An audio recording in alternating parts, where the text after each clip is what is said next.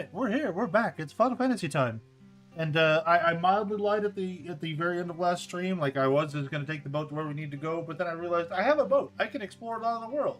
And then proceeded to come back here and do Chocobo Hot and Cold. Because we love the chocobos. Well, and so you get the different Chocobo abilities to travel different like types of terrain, I believe, from this mini game. So you have to do it kind of a lot, if memory serves. Like, unless you get horrendously lucky, but I have not been. Yeah.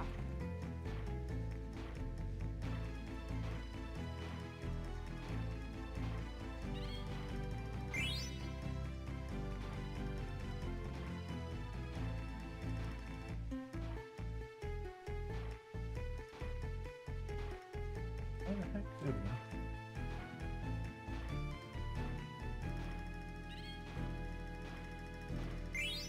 Ooh, some cash.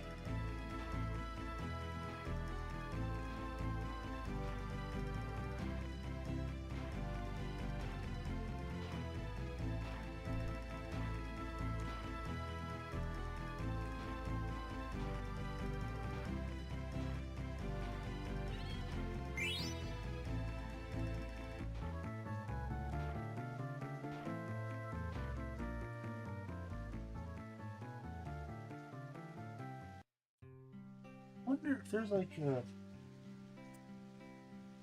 a guide I can look up for like just where the dig points are, because I don't know if they're in the same spot every time or not.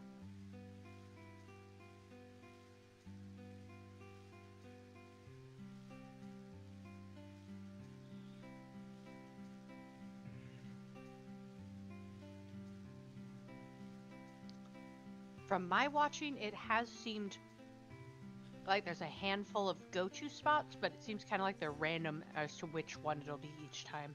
Right, but if I can just like go to the exact spot and check each one, that would be faster, kind of thing. Oh yeah, that's fair.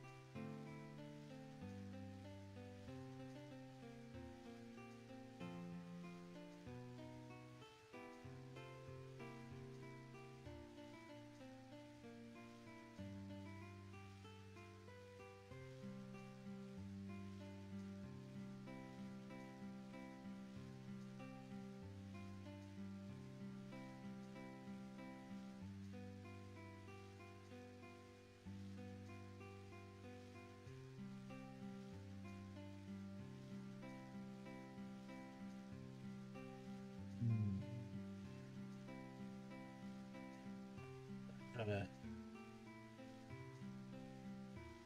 Nah, you're all good. You're doing the research. Yeah.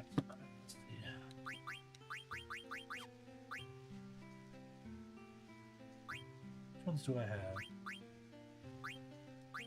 I think I can do that one. I don't have the ability for those yet.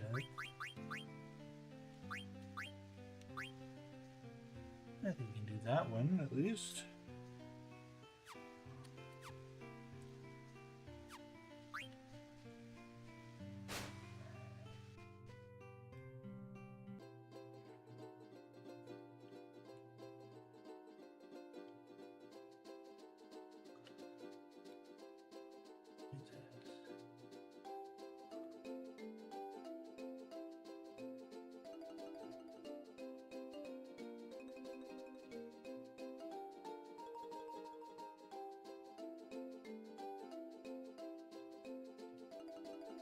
Oh, I don't want to like, you know, go too far into it right now, but help me remember next time I'm on the boat to show you a thing that I found that I don't know what it is.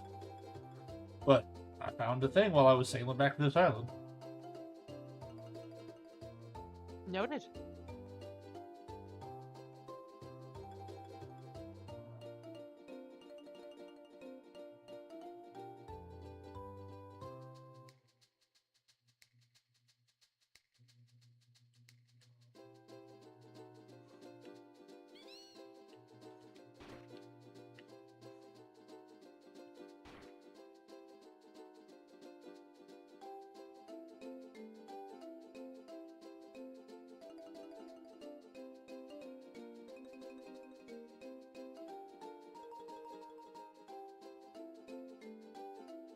Oh, wait, this is promising.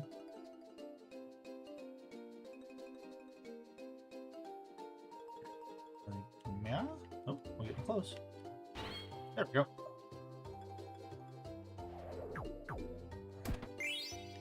Five potions, 5 eye potions, 2 tents, 2 cotton ropes. Not terrible, not bad. Not amazing at this point, but not terrible.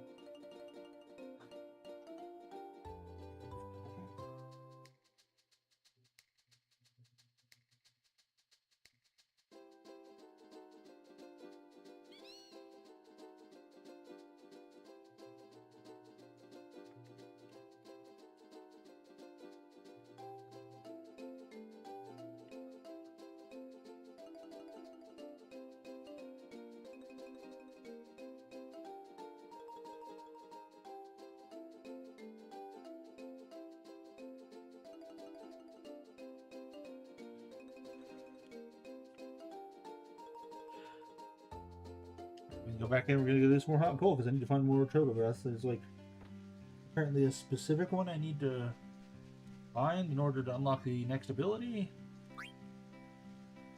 So we're gonna do this for a bit.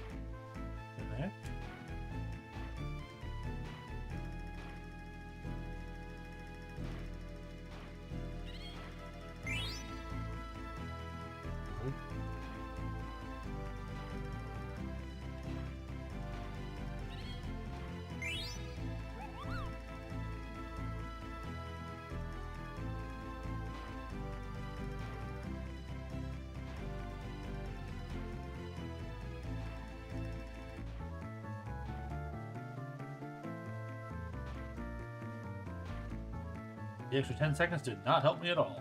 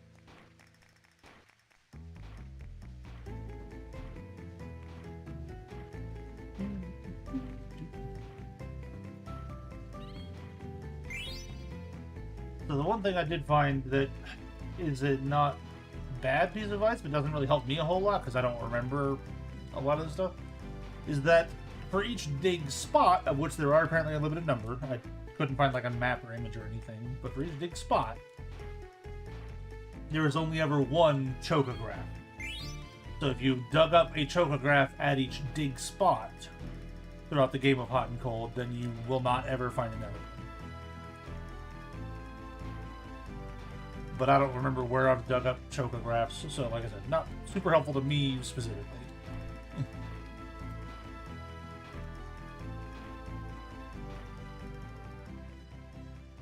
My question for that is, when they're saying that, is that, does that mean that you can in fact dig up every chocograph possible, or is there only a limited number you can find per game? Yes to both. So in each game, you can only ever find one. But Right. there's also a limited number overall to dig up. Gotcha. I don't know if that answered my question, but that's okay. You can find them all, but not in a single game. A single game of Hot and Cold will only ever find you one of them. Right. I understood that part. It was the can you find them all, or are there more graphs than there are dig locations? And I think I just didn't answer. I did not ask the question well, so I apologize. There are other like chocobo places to play Hot and Cold as well. But you need abilities to unlock them, so...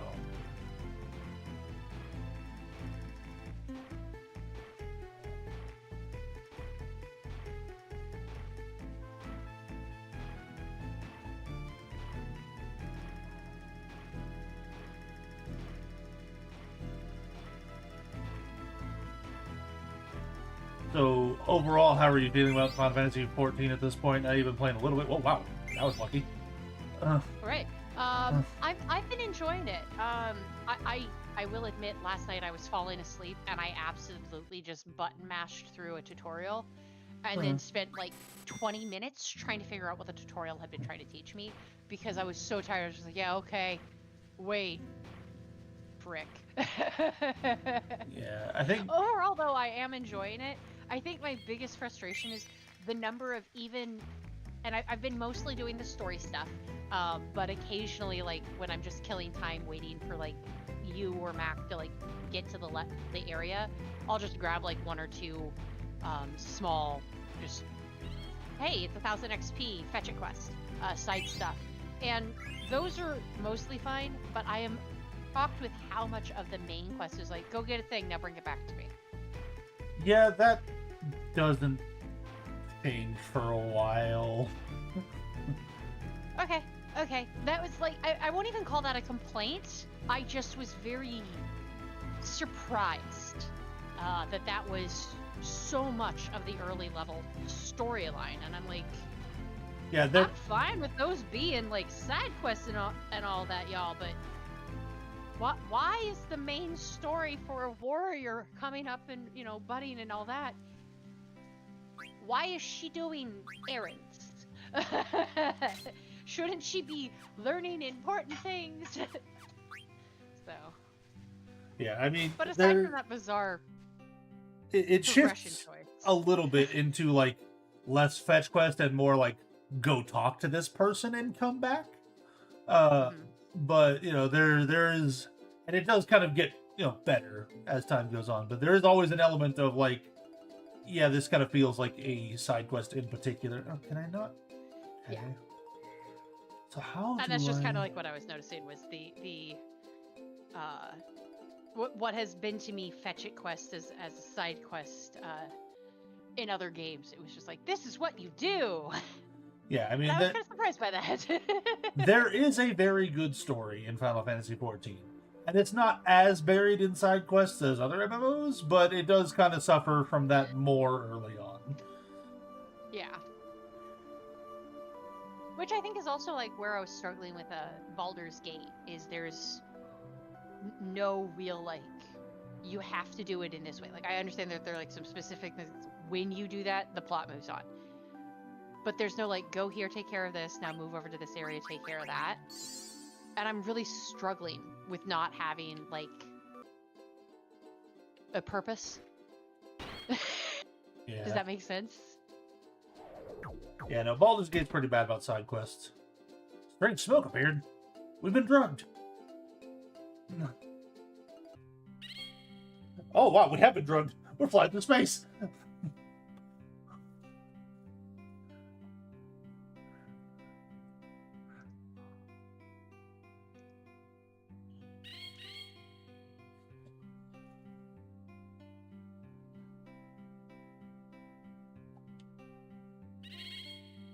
Uh,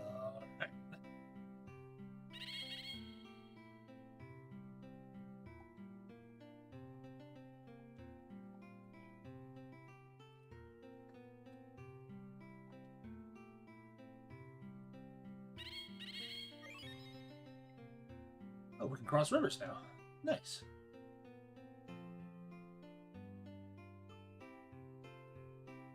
And we can theoretically access the lagoon from a beach somewhere?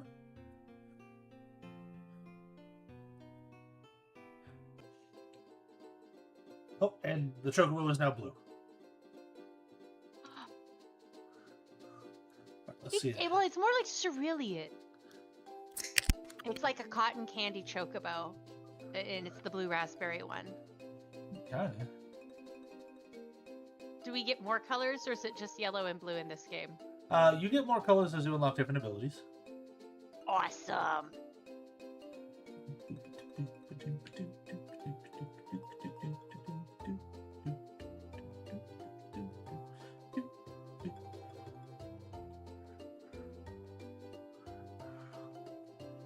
Alright, so I think I can go out into shallow water, just not the deep water. Yeah, so like where the color delineates, that's where I stop.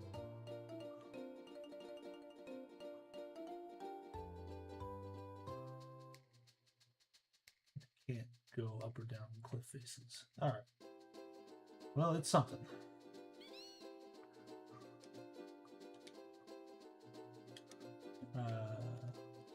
Oh, I can't get off of the chocobo while in the water. Interesting. Swoosh.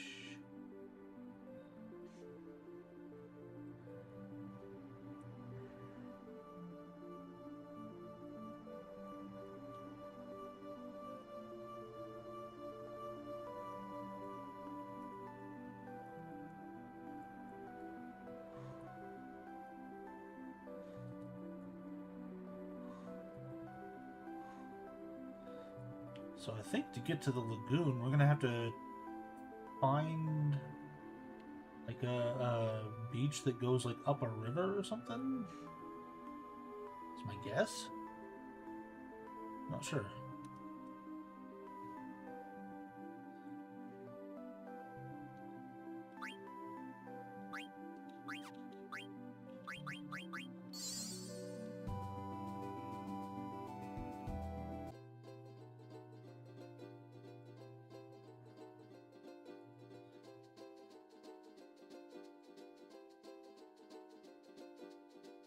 So yeah, now I can go up the river, which I think in this exact river doesn't matter.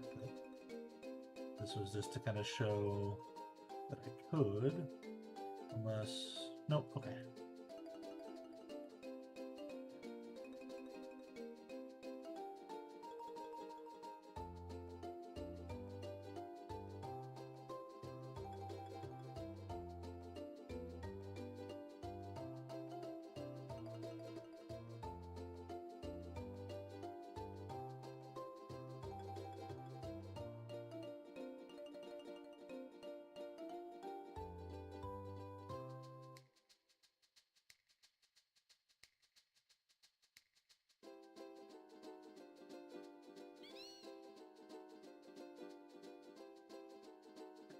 No idea where the lagoon's supposed to be.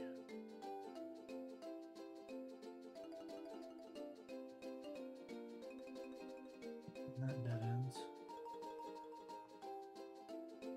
Alright.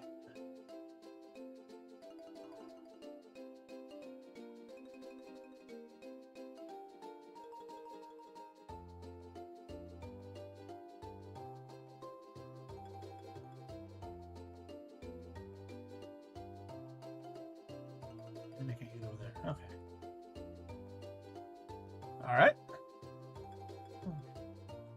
So it is not anywhere I can currently access on this continent, I don't think.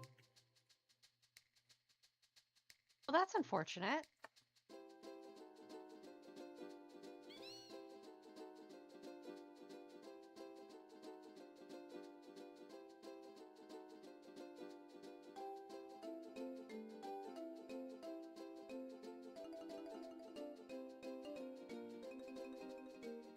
Check one thing real quick.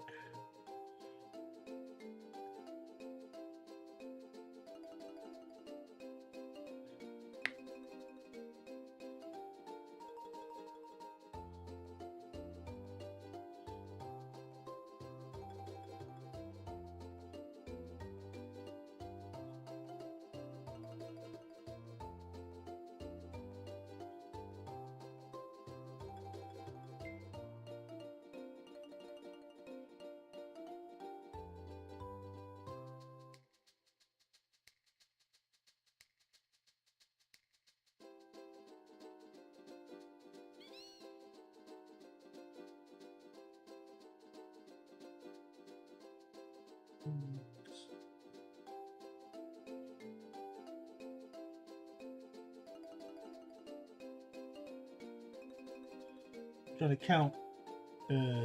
Okay. I think there's 5 more things I could get out of this first Chocobo Forest. Do we want to try and do that? Can we come back? Theoretically. Would it be better to take care of it now, or would it be more of a problem to try and come back? I guess I don't recall is the problem. Like, I know that as the game goes on, in theory, you generally get more accesses for free exploration and that sort of thing. I don't remember, like, if/when or how often we get locked into things. I would say take care of it while we're here. I'm one of those kinds of players, but Yeah. If you have a different feeling, of course. I was just making sure, you know, because I know it's probably not the most riveting thing to watch. Me just playing hot and cold for a while.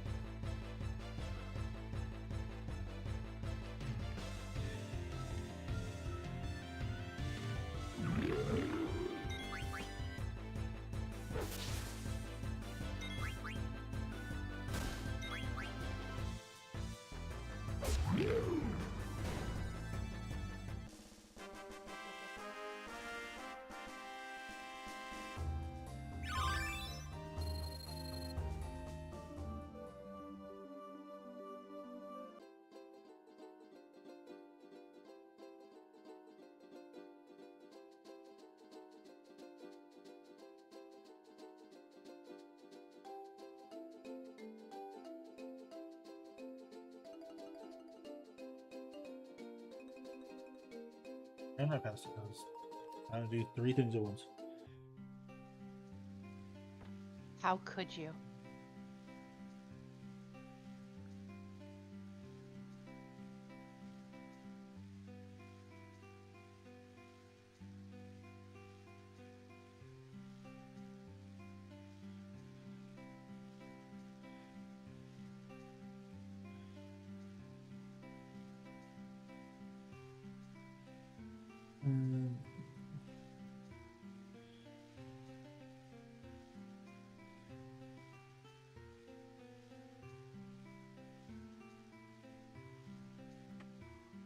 Uh-oh.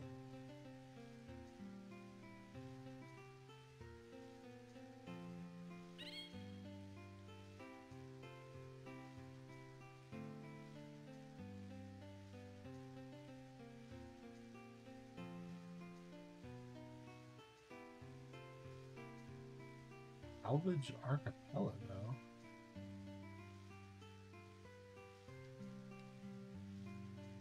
It's a holy light in Lagoon.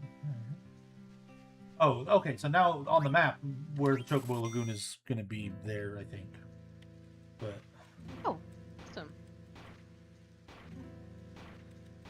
we still have more to find here, you know.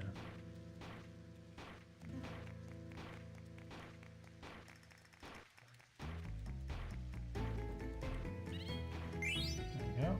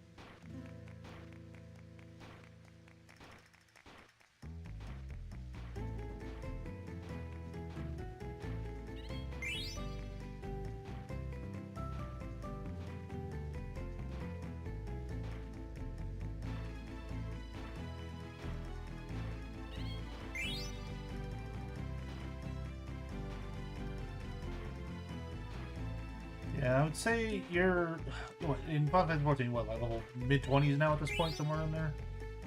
22, 23, yeah. Yeah.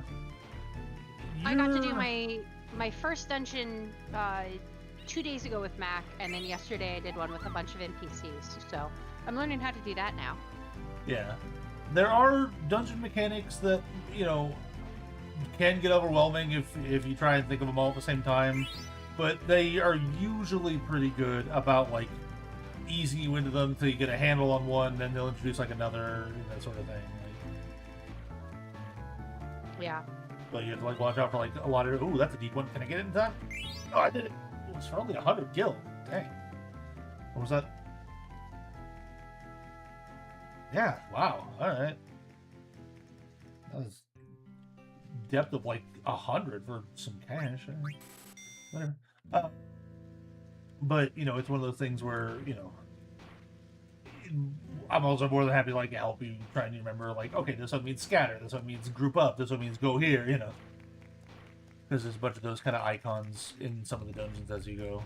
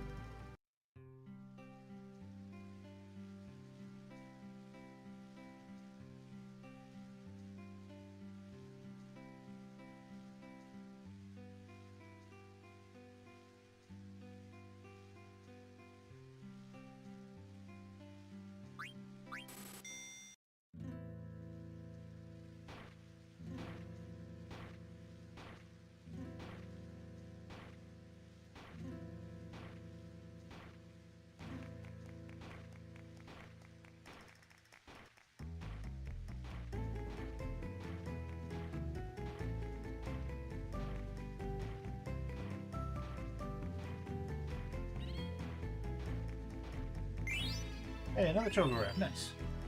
I think that's 4 left? I think?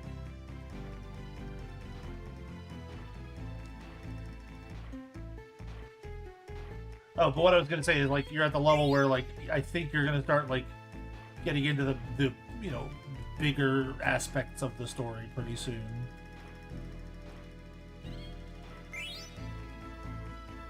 Because have you met Minfilia and the Scions at this point in 14?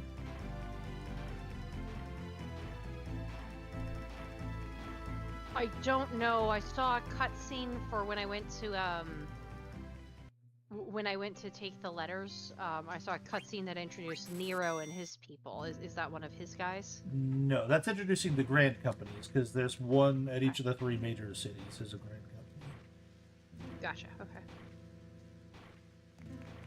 I will say that the Grand Company that they introduced, Nero's group, there was a female warrior in white armor, and she slapped. Yeah. Slapped me in the face with the Protea vibes from Warp. Like, the armor build is suspiciously familiar. Well, actually, I think it'd be kind of a toss-up as to which one of those came out first. Mac was doing the math on it, and I can't remember what he said, so let me Google. You have to look at when Realm Reborn was done, which I want to say was like 2014, 2015-ish, and when Protea got released. What was the name of that form reborn? Oh, Realm Reborn.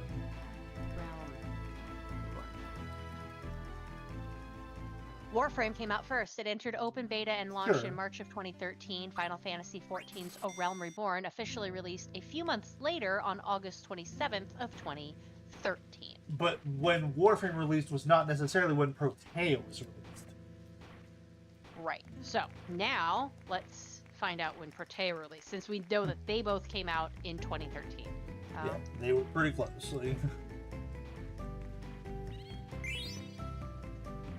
When was Protea released in the Warframe world? Release date June 11, 2020. So Final Fantasy was there first. So they very possibly looked at that all-white armored female and went, "She slaps. We'll take that design." And I'm not mad if that's what happened. I spent far too much of the cutscene focused on her and missing everything happening in the plot. Because I was completely like, that looks like Protea, and like every time the character turned or moved, it just reinforced that looks like Protea. Which I guess I know what my favorite Warframe is now.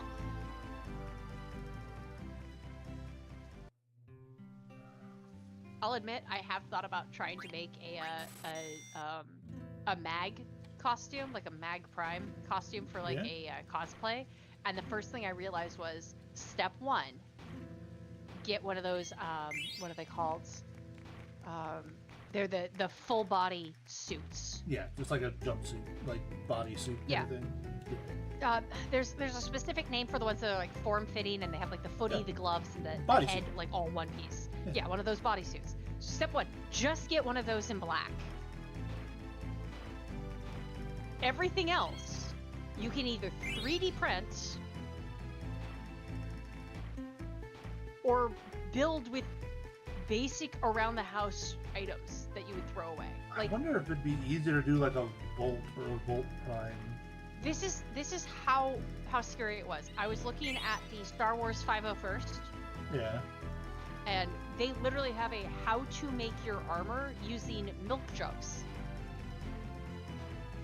You can make apparently the majority of the armor can in fact be made simply using recycled plastic milk jugs. Yeah. And this was one of the ways that they were like, we are not here to be gatekeeping.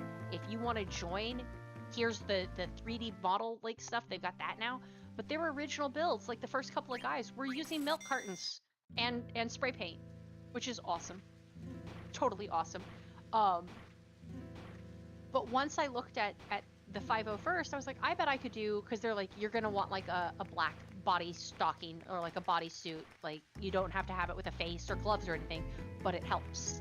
Because then you can just put all the pieces directly on with like rubber bands or buckles. And I was like, okay. And as I was looking at that, I just happened to look at mag, and I was like,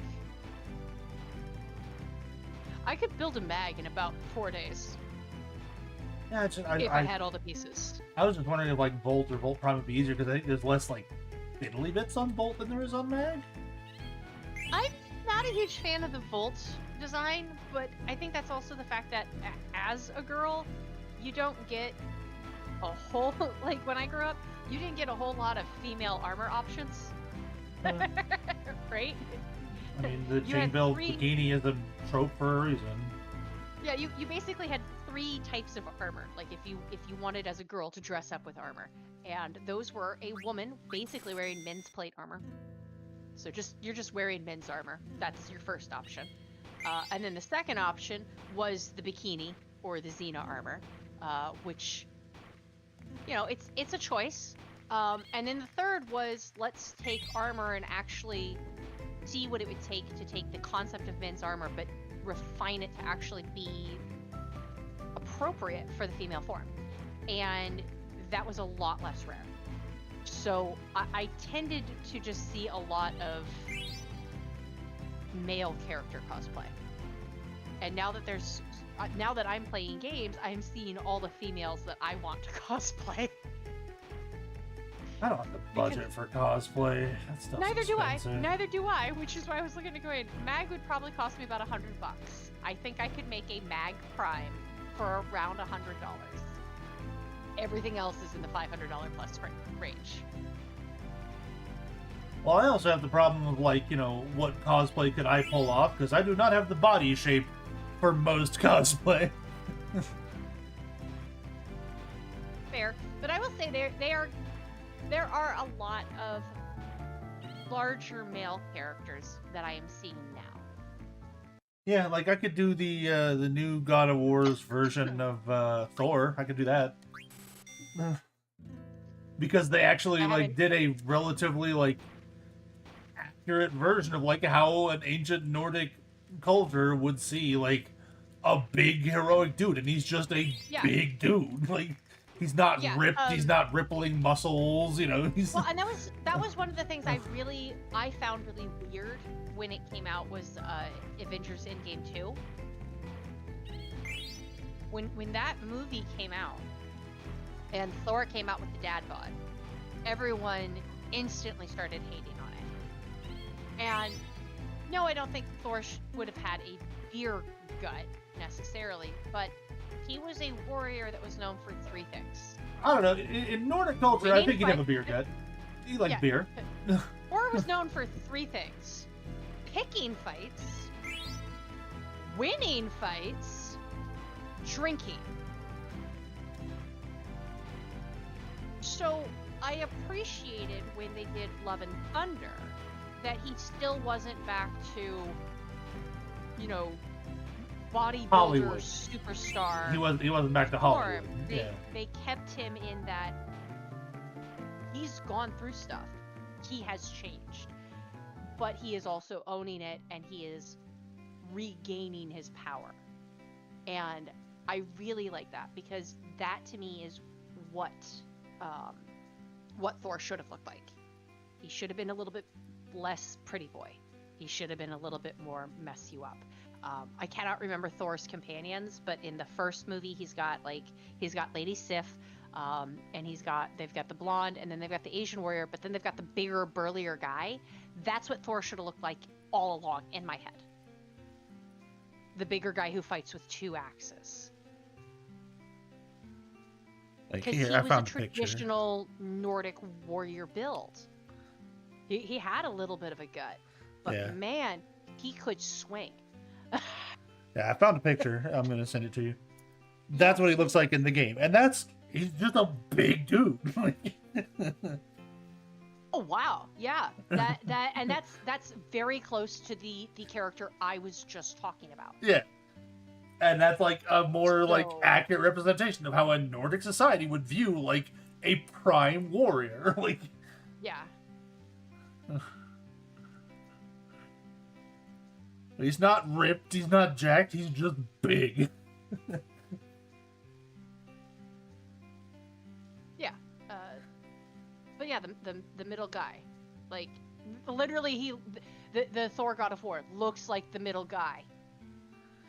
Well, yeah, but that's, in the movie, that's one of Thor's friends. Like, I forget what his name is. Right, that's what I'm saying. That's the companion I was saying and trying to describe, is like, that's what I thought Thor would have been, is that heftier warrior.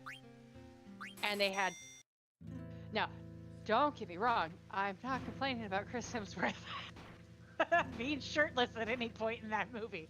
I do enjoy the eye candy, but I expected that more traditionally stocky would be the term, stocky warrior type. And then you sent the picture of from God of War, and I'm like, yes, that is what he should look like. In fact, that is almost exactly what I was just pointing at that he should look like, if it's not a little bit bigger. But yeah, you absolutely, I think, could cosplay that. There are more characters that are being introduced, but it doesn't. It still is not a lot of representation. I am not, personally comfortable being shirtless, so we'd have to figure out more of like a more covering armor kind of thing for the chest area. But I could, yeah, we can sort it out. If I know you've played it before, but the Avar Skywatcher from Dragon Age Inquisition, like the way that their armor works, I think that you could cosplay an Avar and it would complement your form very well. I'll see if I can find a good picture of what I'm talking about. Been a while since I played Dragon Age. I was always more of a Mass Effect guy. Like, I enjoyed Dragon Age. It was fun for sure. Like, it was good.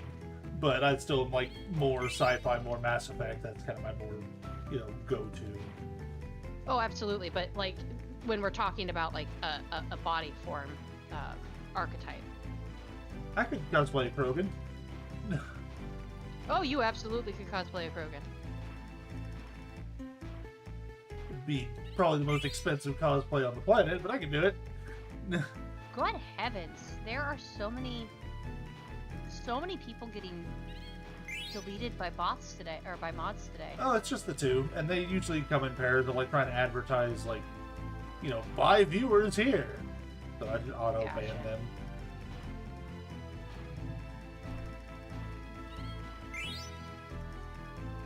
This 10 seconds is not gonna matter.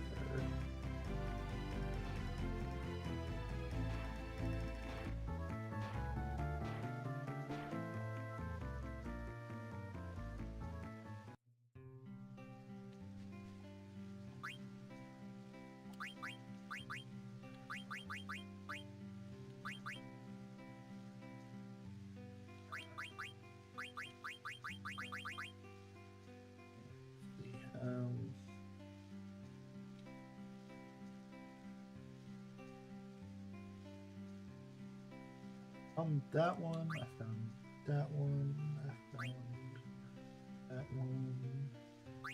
That one. Still that one to find. One. Can't do that one here. Found that one. Which is not here. Found that one. Found that one. That one's not here. Okay, so I have one more to find. There's one more I can find at this forest right now. So hopefully we'll get lucky and it won't take too many more, but this is where we're at. We can do it!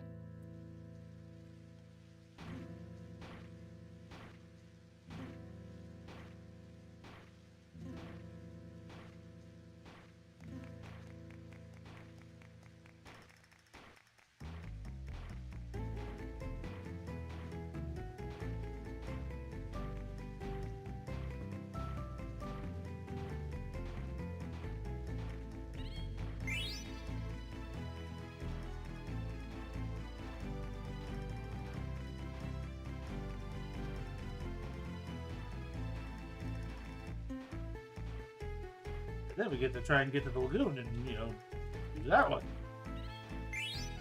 Ooh, a lagoon. I'll bring my bikini. I would offer to bring mine, but you don't want to see that. I don't judge. But, you still don't want to see it. Without getting weird at all, I regularly go to the clothing optional beach because, frankly, I enjoy the fact that there are no children, and it's a much nicer energy overall. But I have seen it all, man. I'm not gonna judge or be phased. Yeah, but I'm also rather hirsute, so nobody really wants to see that. I'm not quite Robin. Fuzzy? Yeah, I'm very fuzzy. Okay. I normally would use another word, but for large men, if I use that word, another phrase instantly gets dropped into the conversation, so... Yeah, I'm like not quite Robin level, not like Rob Williams level, but I'm a furry guy. Like, I love the fact that the term is hirsute, and it's like we could add an A to that, and it would sound so accurate.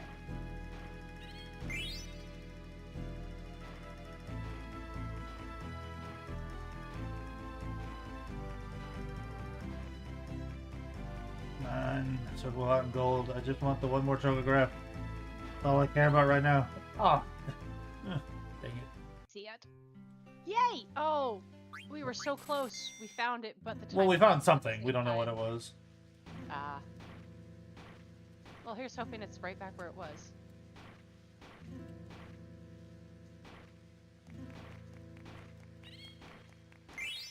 Nope, that's not it. There we go. Hooray! Found something.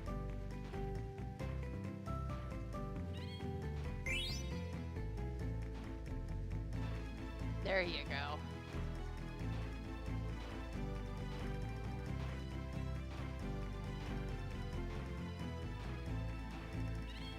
Come on, Chocobo. There we go. Yay, eye drops. Just want the chocograph. That's all I want. What is this? Chocograph. We found it. Yes! We did it! So, for the time being, at least, we are done getting chocographs in this forest. Once we get a different ability, I think we have to come back. But for now.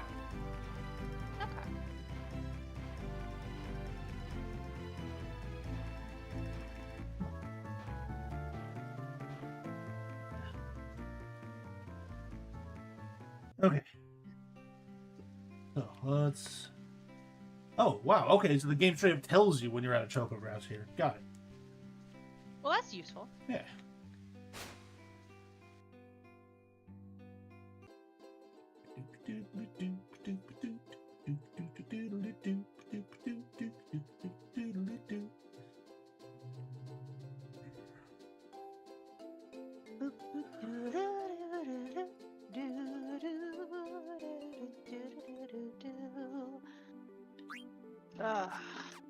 Now the real question, do I want to spin or do I want to knit? Both. I unfortunately cannot do both simultaneously. Not with that attitude. Well, it is a both of them are two-handed skill sets, and I at this time have only the two hands. Learn to do one with your feet.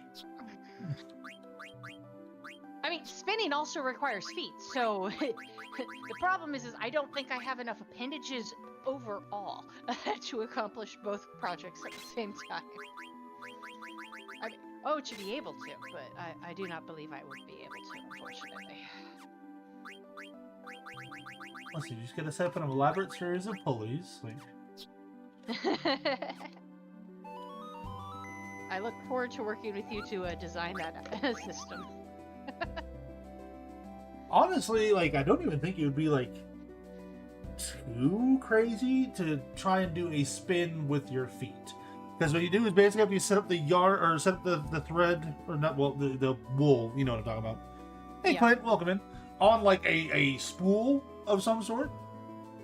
So you'd have to layer it out carefully. I don't have a distaff. Right. But the issue is, with a spinning wheel, you are using at least 1 foot, depending on if you have a single or a dual treadle. A dual treadle actually requires both feet.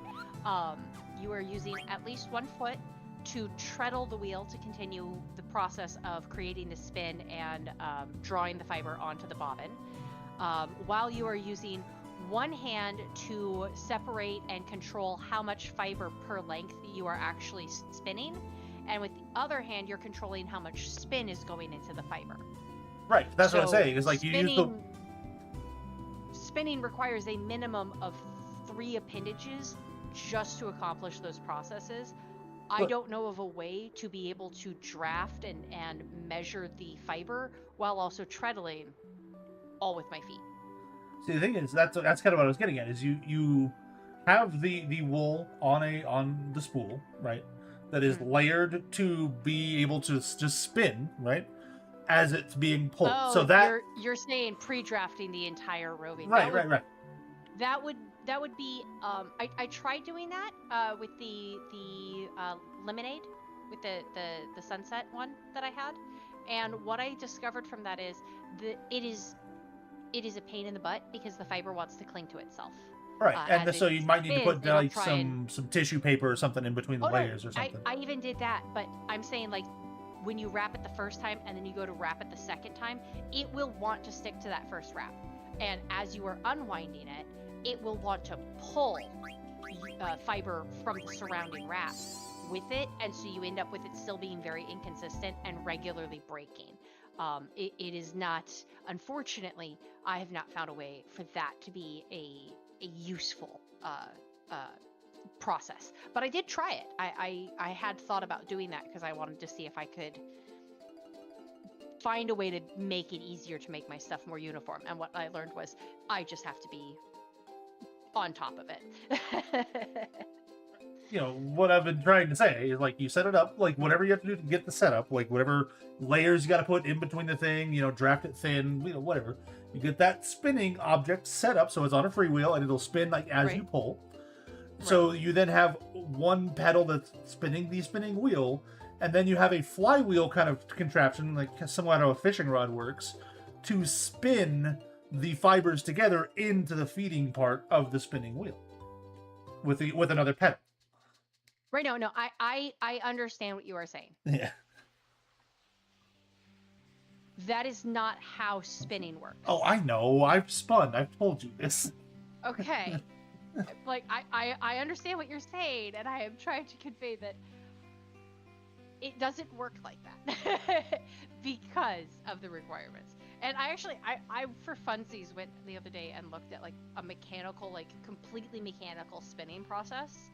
And the way that they do it is they have created apertures that are, like, the size of a pinhole.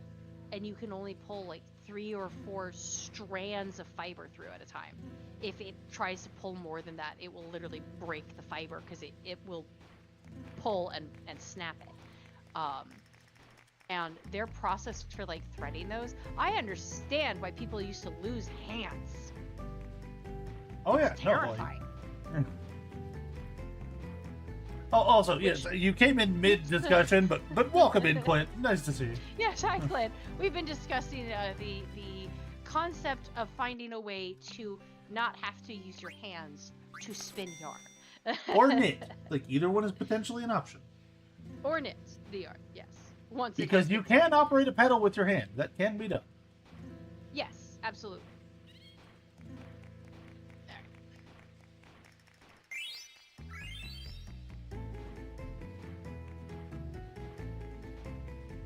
You can also set up a pedal to do multiple things. That's true. See, right now, we're on disc 3, just so you know roughly where we are in the game. I'm just going through doing a bunch of side quest stuff at the moment. You know.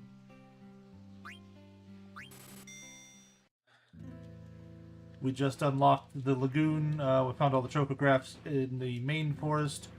I think you have to come back after you get the mountain ability to get more of them, but... so the 4 abilities you get are rivers, mountains, and then flight. So... Gotcha, okay. So...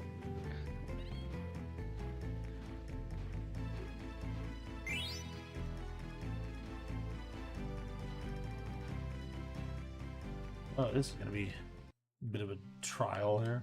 I might need to go farm for some cash soon.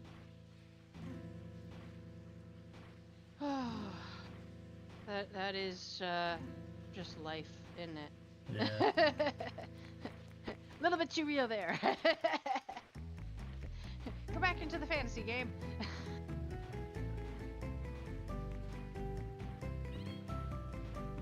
Okay.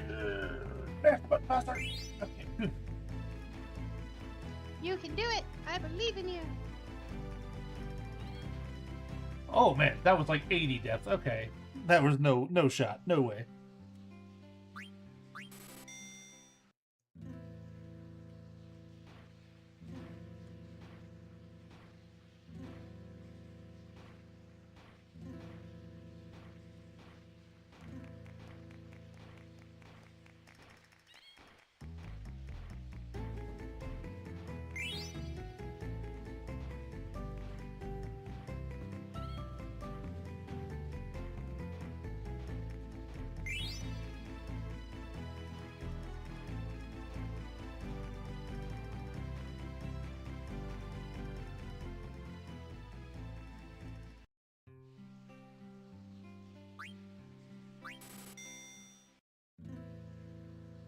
Notice, but I also have less time to find the objects here. Oh.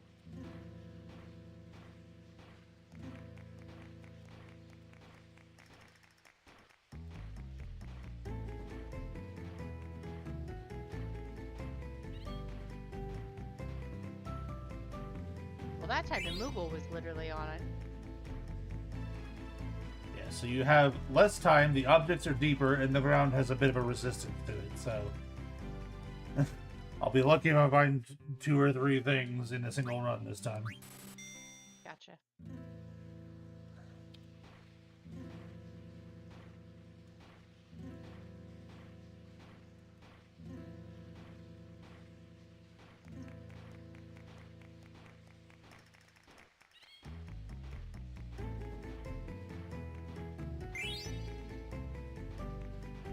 At least until my beak levels up a bit, you know.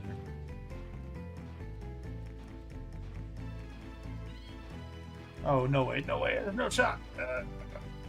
We got it, okay. Oof.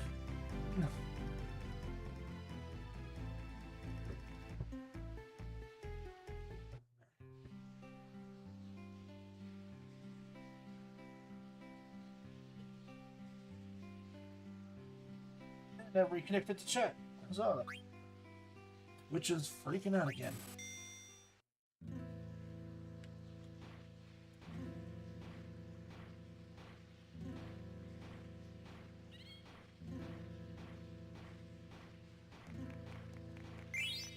Found one. All right.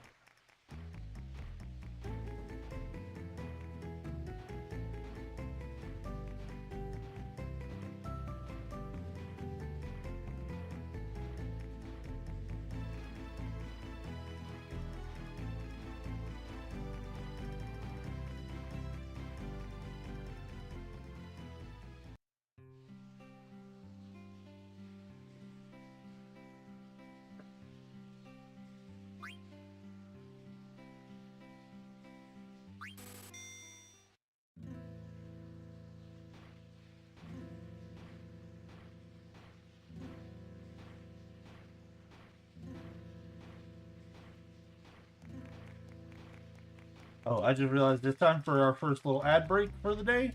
So we're going to do that, and I'm going to continue to just do Chocobo Hot and Cold in the meantime, so you're not going to miss anything, I promise.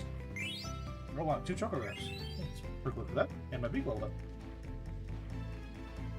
up. Was that the last chocograph for the area? No, that was only the second one I found.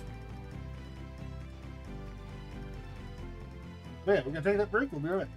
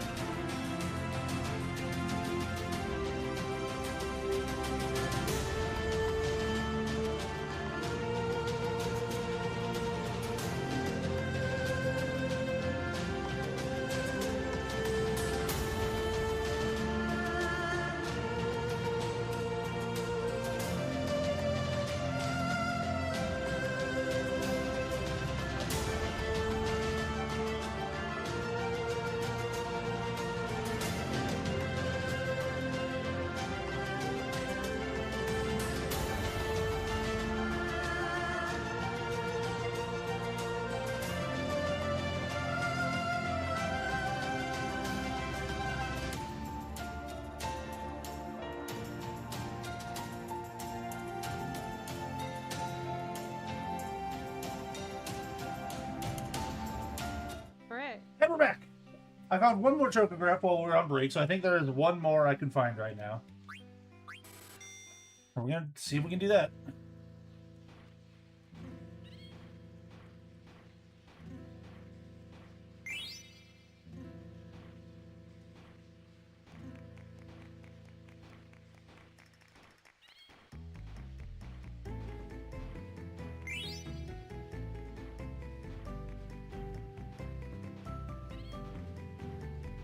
Oh, am I gonna get 3? You I got got 3 in a run. this. Woo!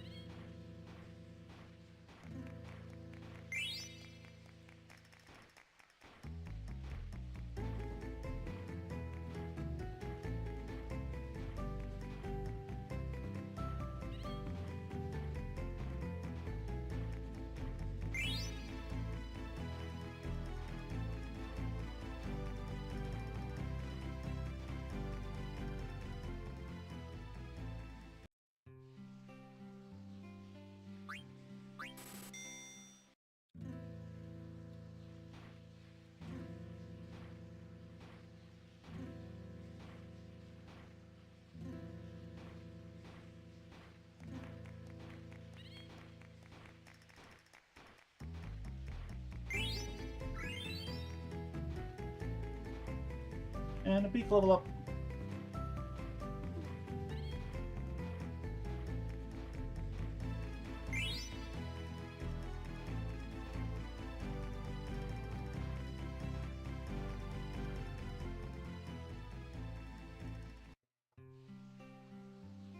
You know, I haven't seen T here yet today. Can we harass him, see if he wants to show up? He may have classes? Nah. Actually, no, I knew he was done with some of his classes. I don't know if all of them were done as of like a week or two ago, but I know some of them were. Gotcha.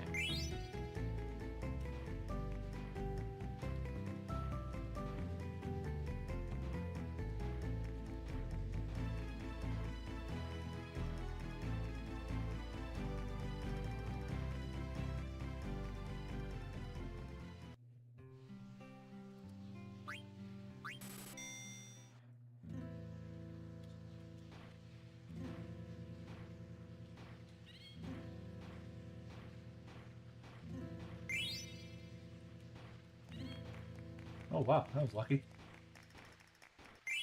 Alvin? I found like 2 really close to each other. Nice.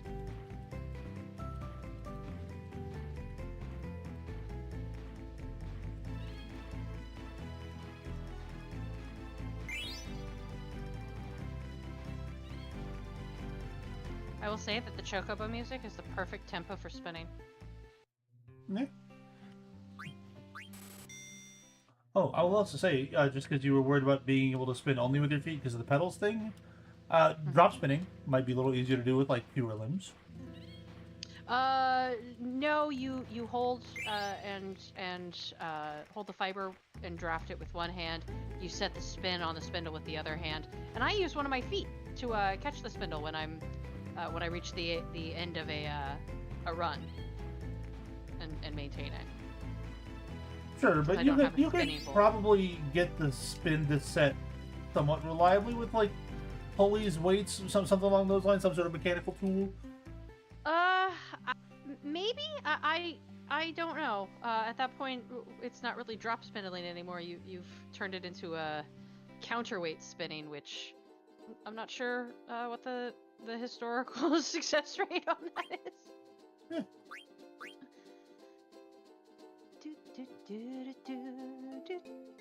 Okay, so now we have a lot more chocographs to pick from. I'm gonna be singing the Chocobo song all day. I'm not complaining. Mac might. Well, he's a poop, so I don't care.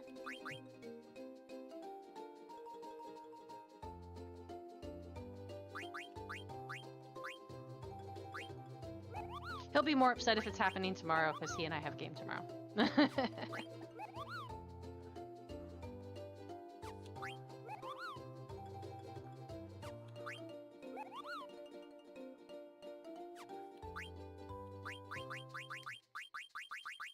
Let's see.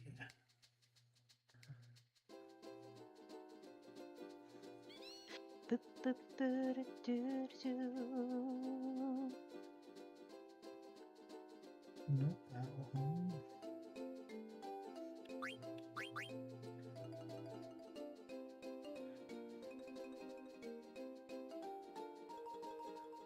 Maybe do that one.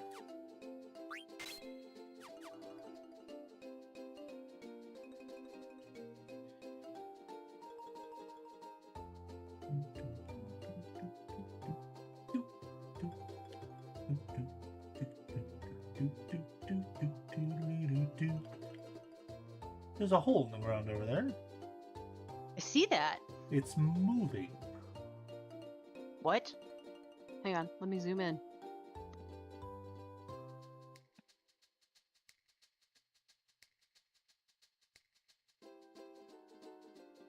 I don't like that it's Oh my god, moving. it is!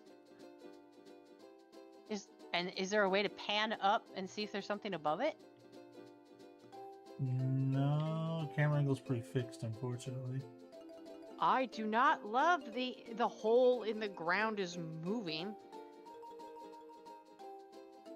Absolutely everything in my brain is screaming it's a Sarlacc.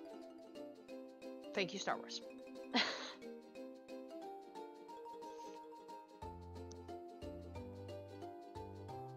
Which that reminds me, because the thing I found while I was sailing to the other island that I was going to tell you about, or show you, also looked kind of like that, but I did not check to see if it was moving. I was just kind of like sailing through the water, coming back to the island, the continent, or whatever. I don't even know if I can remember exactly where it is. It's, you know, somewhere over here, I think.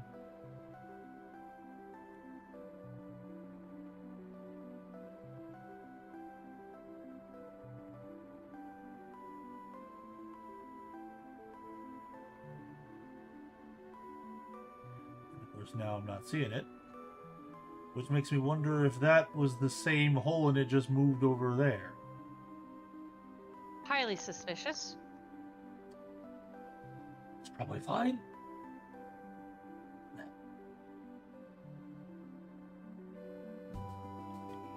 So we're in the northern part of the continent.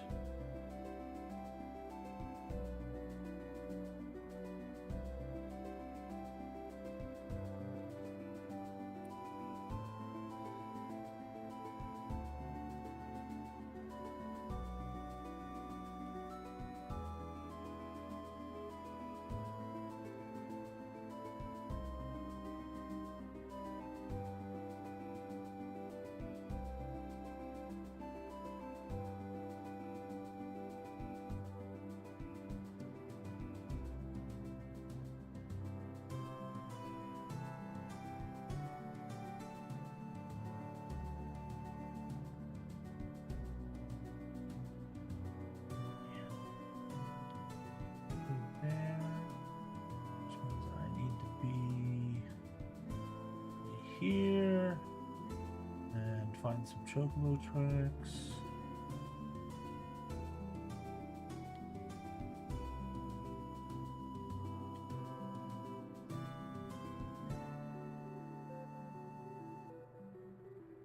You see some chocobo tracks over there?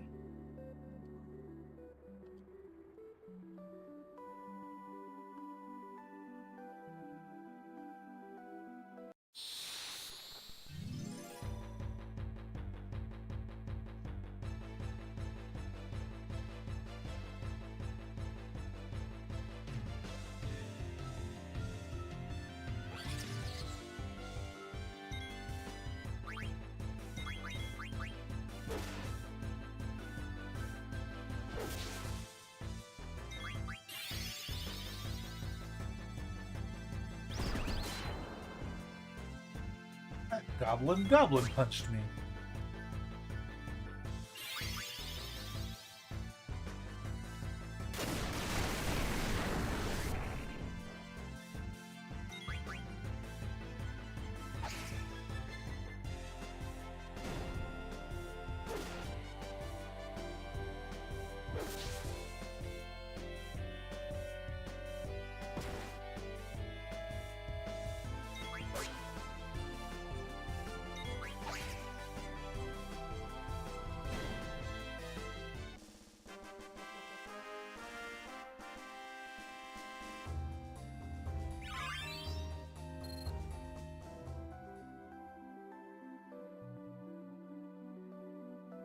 Those are not chocobo tracks.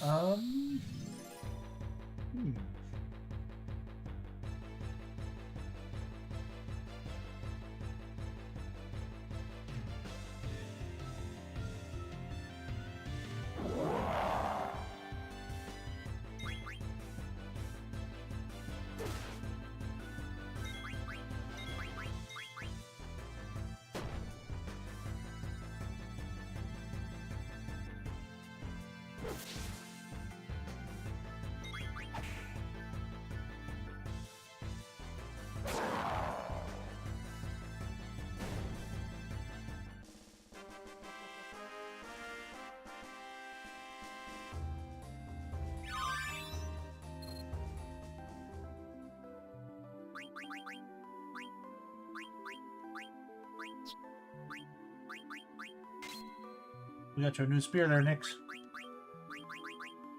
Huzzah! Icelands now.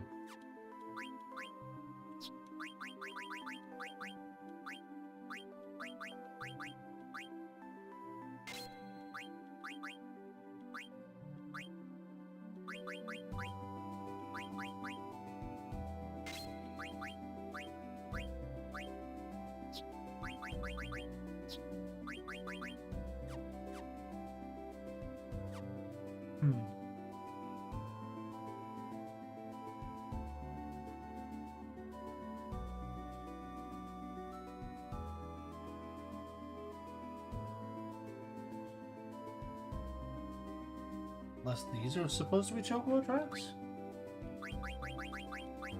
Nope, okay.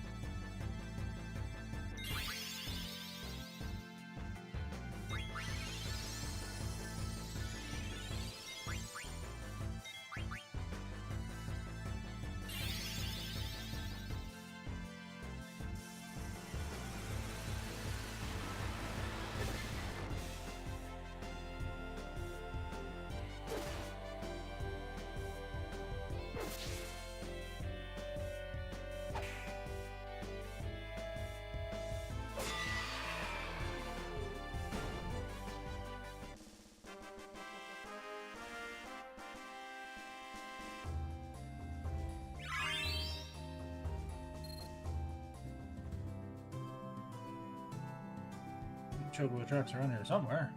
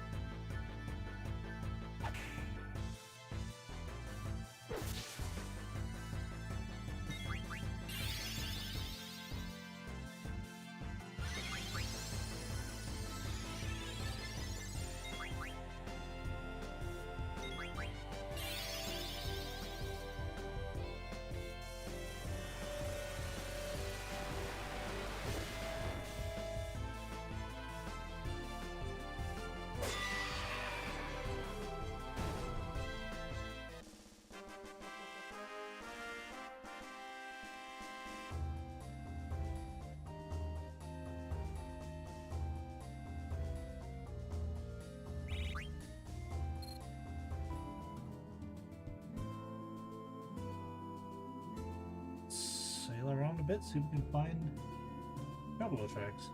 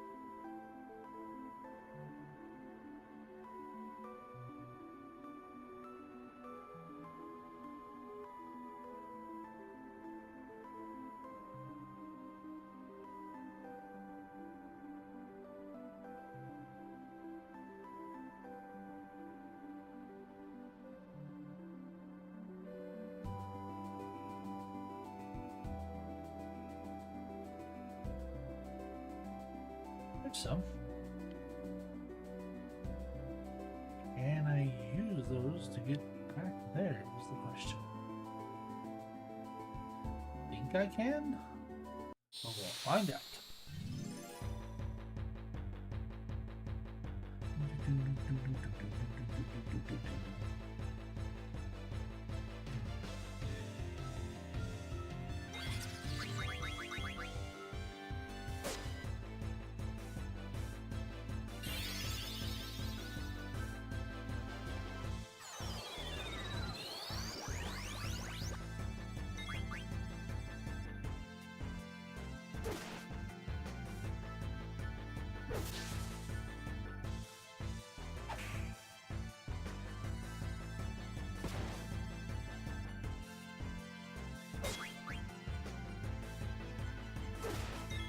Come on.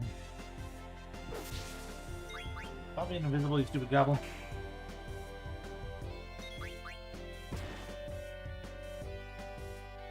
Oh, so I was talking to Tia a little bit the other day about whether or not he thought we were all in serious trouble for our, I have to put this in air quotes, like big air quotes, plan for Wednesday.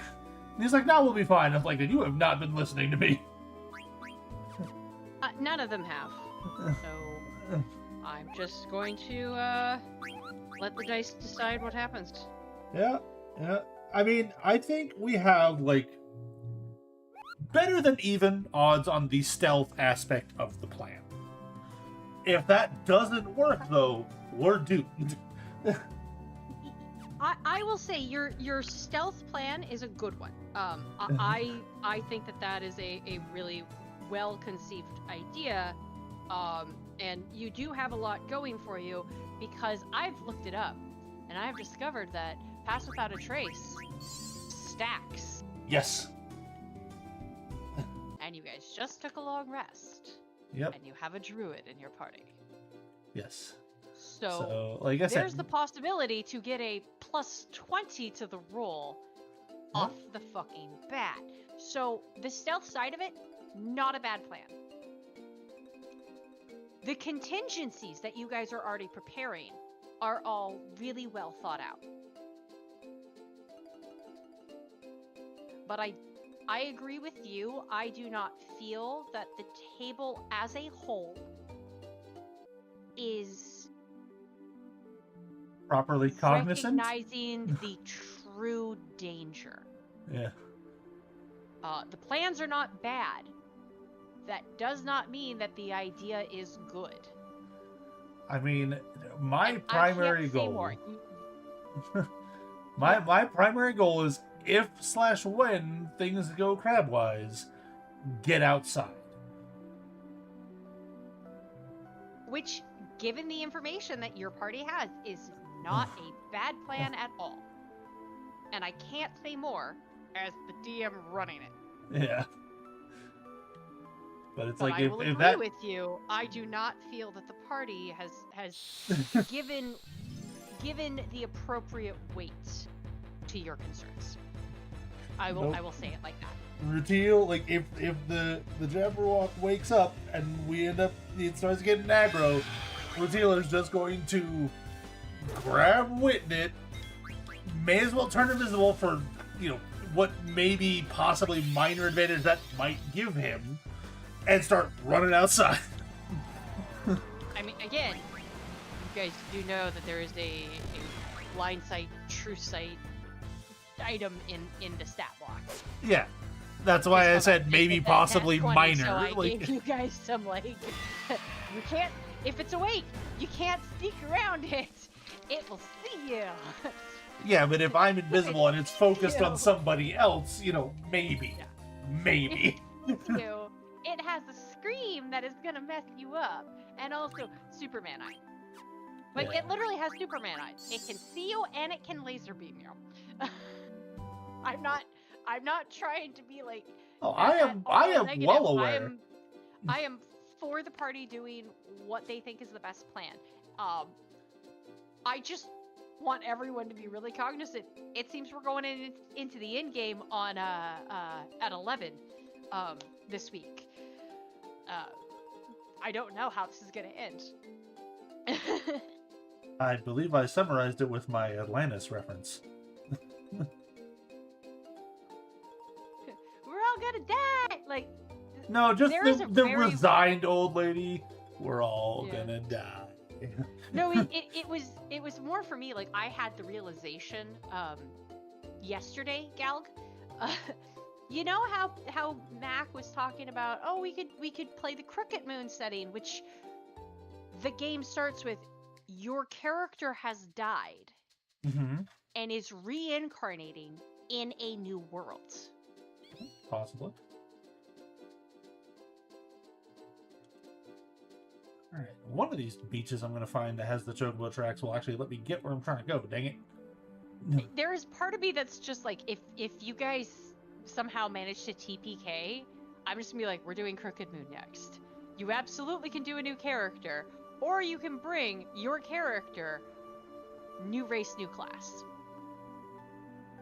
Up to you. I will let you all bring your character over if you all TPK.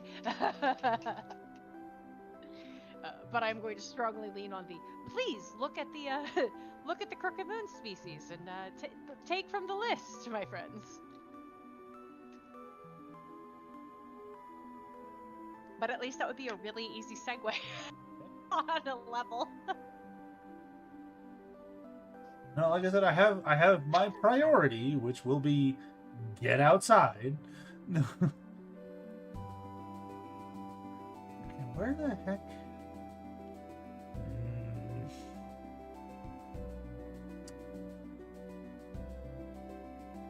Chocobo tracks that'll let me come over here, and I can't. There's so many random encounters.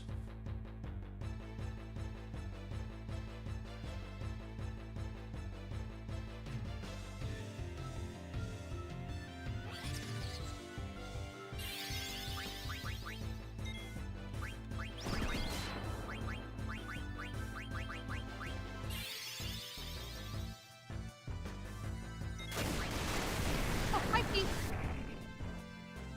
Oh, did T jump in? If that happens, Tamara becomes an inventor from Kibbles. Is Yeah, inventor yeah, one of maybe. the available classes, or is that from the new book? T.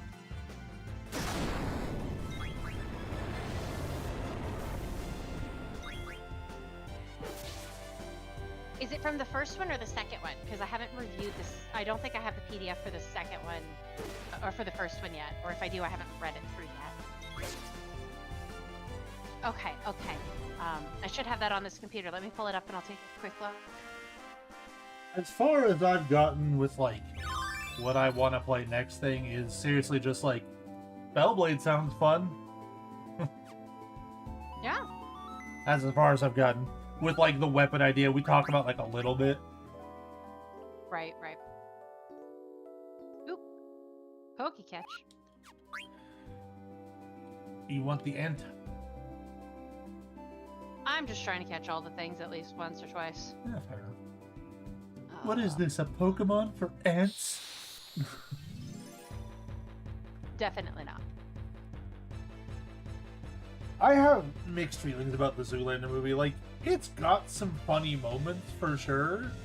And it's got like a few really funny moments, but it's buried by so much dumb that it's like, okay, is it worth sitting through all the dumb to get to the really funny moments?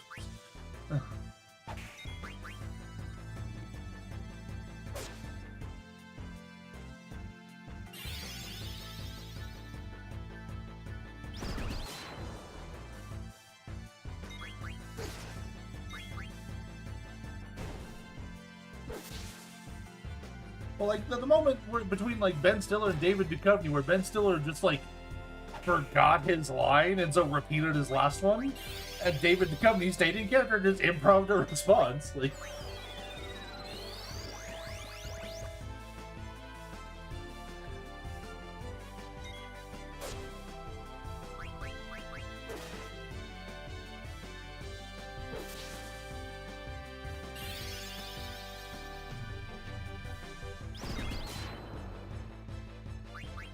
Rude. The ants escaped. ah.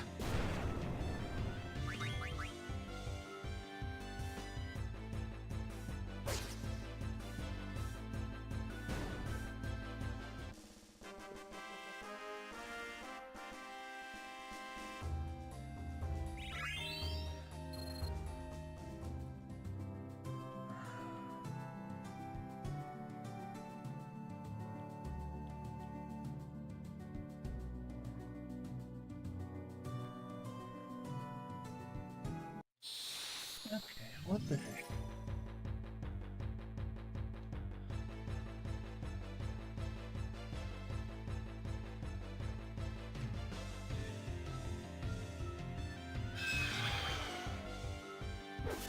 Also, rolling back your comment, it really doesn't matter that you're late, T, because literally all we've been doing so far this stream is messing with, like, Chocobo stuff. Pretty much. I have not progressed the plot at all.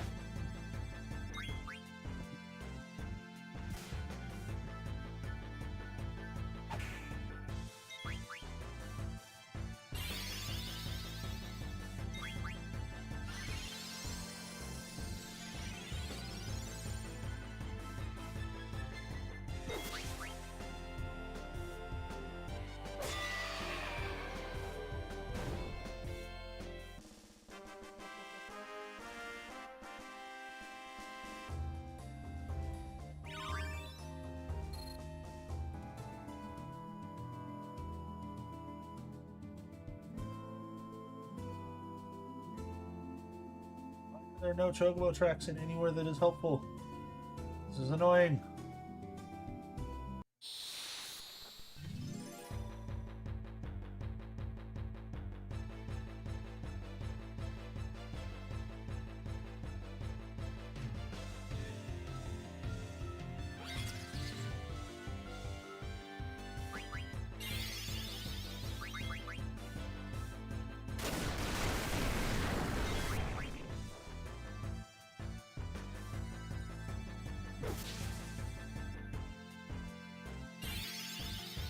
Would you? These goblins.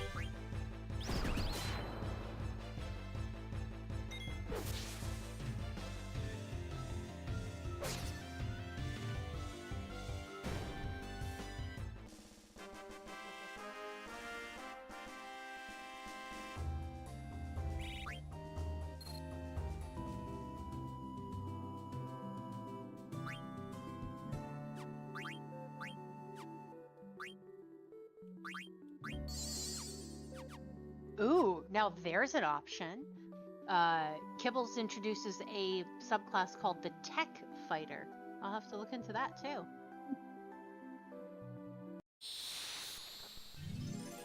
Well, we're not farming Chocobos. We were just doing like the Chocobo hot and cold mini game for a while, and digging up all the Choco graphs and stuff, so we can go get all the loot and treasure and all that. You know. I was trying to find Chocobo tracks so I can get the stupid treasure that's buried on this island.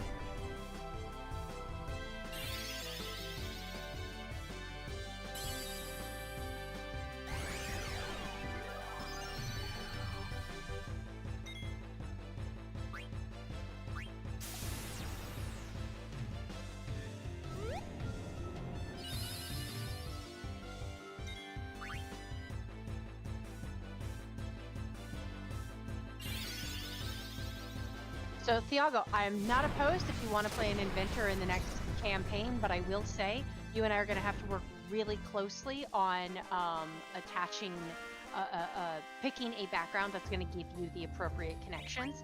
because it does recommend giving you a connection to a guild or a what was their statement? A guild or a society. So you and I will have to work closely on what that means when it comes to picking your background.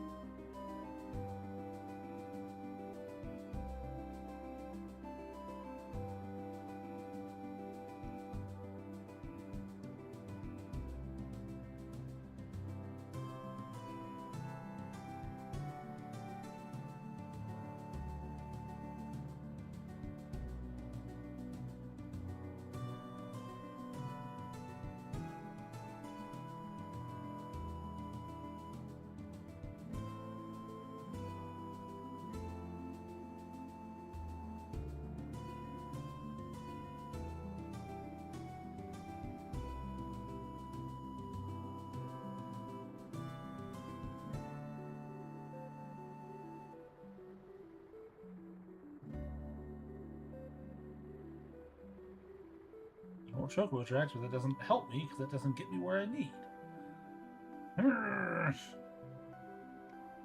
Yeah.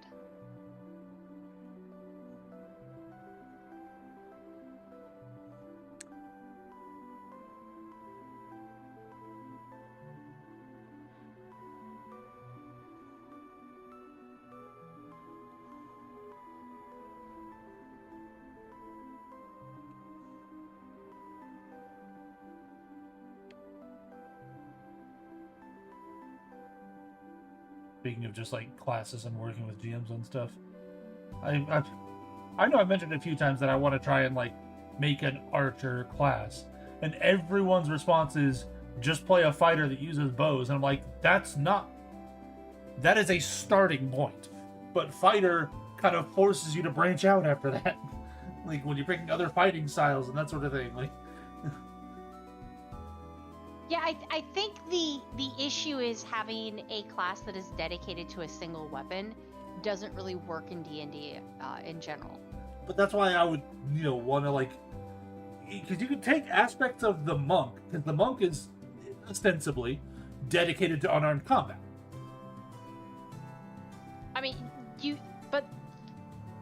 yes, but even the monk literally has the statement that you can pick a weapon that you are proficient in, or you can pick a weapon as your monk weapon and you are proficient in it. So it gives you options in just the base language how to expand past just your fist and your feet. I think the struggle most people are seeing with building an entire class that is only this one weapon ever is that that's not how D&D classes are built. It's not all about focusing on the weapon. Like you could, there's a couple, like the Kibbles has a couple of fighter, or not fighter, but martial classes that maybe could be a basis for that. But even those at a certain point are not entirely revolving around just that one weapon. Sure, but like it wasn't always the term that way. I think the class archer, like as a class concept, is too narrow, and that's why people say use a class that already has a bow proficiency, build your archer from those classes. Fine, sharpshooter. Right, But I mean, also, like, I know Mac doesn't like multi-classing, but this is one of those times where maybe multi-classing would be the option. Start with a couple levels of fighter, then maybe get some levels of ranger or rogue. Start expanding what your abilities are, and remain focused when you're taking feats and whatnot on archery feats and things like that. But you're still going to have other proficiencies and other skill sets that are going to come up even in those builds. And I think that that's balanced. I think that that makes sense. Like I said, I can't think of a TTRPG system in which I have played where a entire build sheet, a class, a subclass, whatever, a type, was all about only ever using one tool. I can, and that's what I was trying to say, is that in 3.5, there was a prestige class called Weapon Master. The entire purpose of that was to pick a weapon and become ridiculous at it. Right. And I don't know what a prestige class is, because I didn't play 3.5. Well, prestige classes are, like, it's kind of like a multi-class kind of thing now, where it's like, but they had requirements before you could pick levels in them. So it's like you had to meet like a certain base attack bonus or have certain special abilities or certain feats you had that, you know, your character would then transform into. Like, one of my favorite ones was the Arcane Archer. So that was, you know, the requirements for that one were a base attack bonus of +6. You needed to have the feats, however you got them, you needed to have the feats of point blank shot and weapon focus on either the longbow or the short bow. And you needed to have the ability to cast arcane spells in some capacity. So what the easiest way to do that is to take like a level in like sorcerer or wizard, then take a level, start taking levels in ranger or fighter or something like that. Right. And then, you know, once you got your base attack bonus +6, by that point you'll have the feats you need for that sort of thing. And then you'll be able to start taking levels in the Arcane Archer, which the prestige classes generally started. They were usually level 1 to 10 for the prestige classes, so they usually had a slightly higher starting point on like what bonuses they would give you to kind of balance out like the requirements for being able to use them, sort of thing. Gotcha. I feel like I feel like an archer is going to be a subclass, not a class of its own. Well, see, I could even, you could broaden it to something like sharpshooter, like I said, where they use any sort of ranged weapon. Guns, bows, slings, whatever, you know, darts, javelins. But they are, you know, hyper accurate with it. And, you know, some of the class features they could get would be like improved called shot or something like that, where you get like bonuses for being able to, you know, target specific areas or something like that. Gotcha. Okay.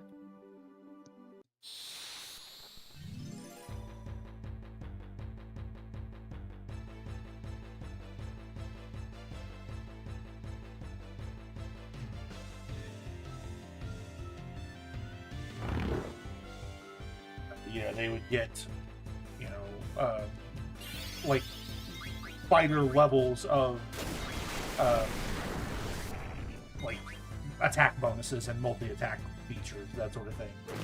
A class feature would be like you don't necessarily have to pick the feat to get rapid shot or whatever, which I know is not exactly a thing in 5e anymore, but still, you know, that sort of thing, where they would get multiple attacks around sooner than, you know, like a ranger might otherwise.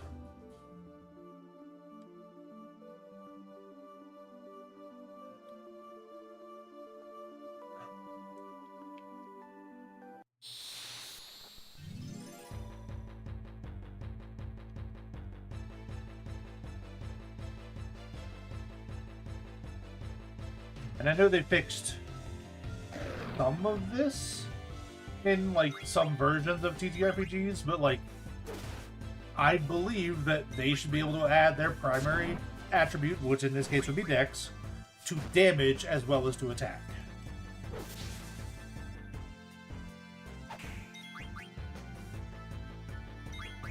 Fair.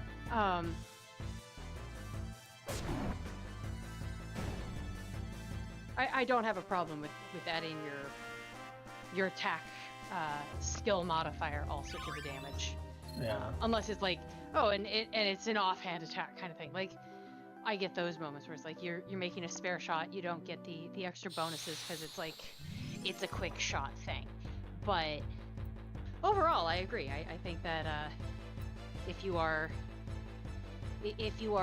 making an attack and you're using your dex for the attack, dex should be added to the damage as well. Yeah, I also... Doesn't the monk weapon specify it has to be a melee weapon? No, there's a couple because there's like shurikens and throwing stars and stuff. So you can have a thrown weapon as I remember it. I could be wrong on that, but that is how I remember it. I wonder if you were... Double check that in a minute. They still have racial weapon proficiencies in 5e? Like, if you're an elf, you get like elf weapon proficiencies? No, I don't think so. Let me check. Because again, I'm mixing up probably 9 or 10 different versions of D&D in my head at this point. You also have a habit of adding in the finder stuff, so. Well, you know, that's kind of my like 9 or 10 different versions of tabletop games. Like. Yeah. All right, let me go to classes. Or not classes, sorry, races. Let's look at elves, because I know elves, dwarves, and gnomes used to have stuff. Because I remember there was like the gnome hammer and stuff. So I'll click those 3, and then I will also check the monk for the monk weapon, because that was the other thing we were asking. Okay.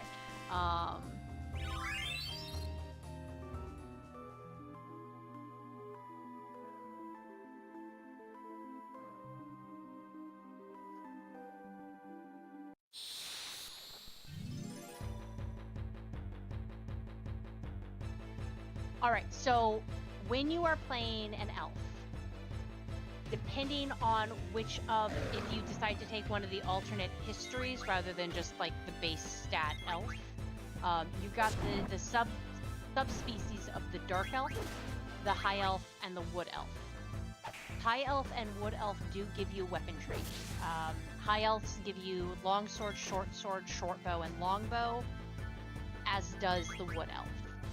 So if you were to play a high elf monk using the monk, like then you use the longbow for your monk weapon. Let me go and look at the monk weapon now, because I hadn't looked at that yet. So that is a separate thing that I needed to check. All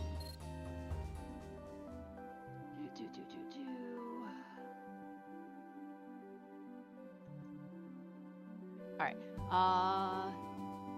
I'm going to have to read, so just bear with me as I mutter to myself here. First level, unarmed strikes, and monk weapons. Monk weapons are short swords and any simple weapon that does not have a two-handed or heavy property. So that's at level 1. Let me see if it expands.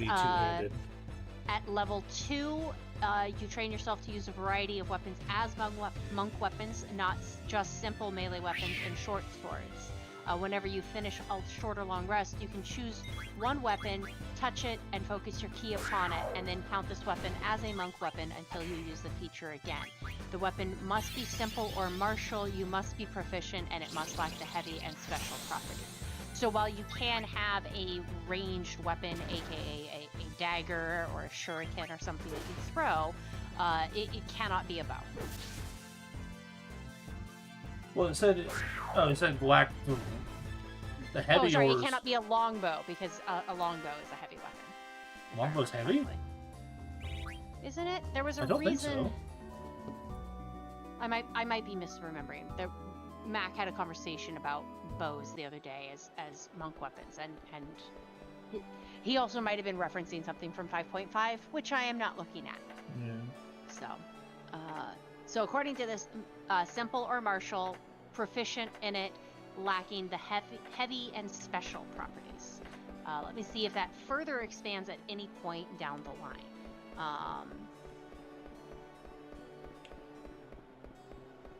No.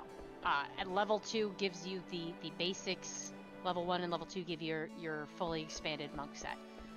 So an elf could use, a high elf or a wood elf could use a long sword, a short sword, or a bow, according to this, as long as it is a martial or a simple weapon. Let me check with dwarves and see if they have any weapon proficiencies, because I know they get tool proficiencies off the bat. They do not. I do not see any specific weapon proficiencies with gnomes either. So aside from elves, it looks like they actually removed most of the racial weapon proficiencies right off the bat in 5e. I mean, which honestly, it's fine with me. Yeah. So it sounds like you could maybe get like most of the way there by being a high elf second level monk. Say the longbow, as long as it's not heavy, because I don't think it is. But use the longbow as your monk weapon. You get to add your bonus damage, but... And I know a lot of DMs will, like, sometimes allow some flavor. So, like, when I played a Triton, one of the things... Rangers do not have it automatically, but it's a martial weapon. But my DM was like, well, Triton would know how... Like, all Triton would be trained in how to use a trident. So, you are proficient with that. Just add that to your page, just in case. So that was just a quick, like, in case I wanted to play something squishy, I also would have proficiency with this stabby ocean fork. Thank you. So I know some DMs will, like, work with people if there's a reasonable solitary, like, weapon that somebody wants, has a good reason for, like, that could be just a racial weapon. But it doesn't look like that's a standard thing in 5e.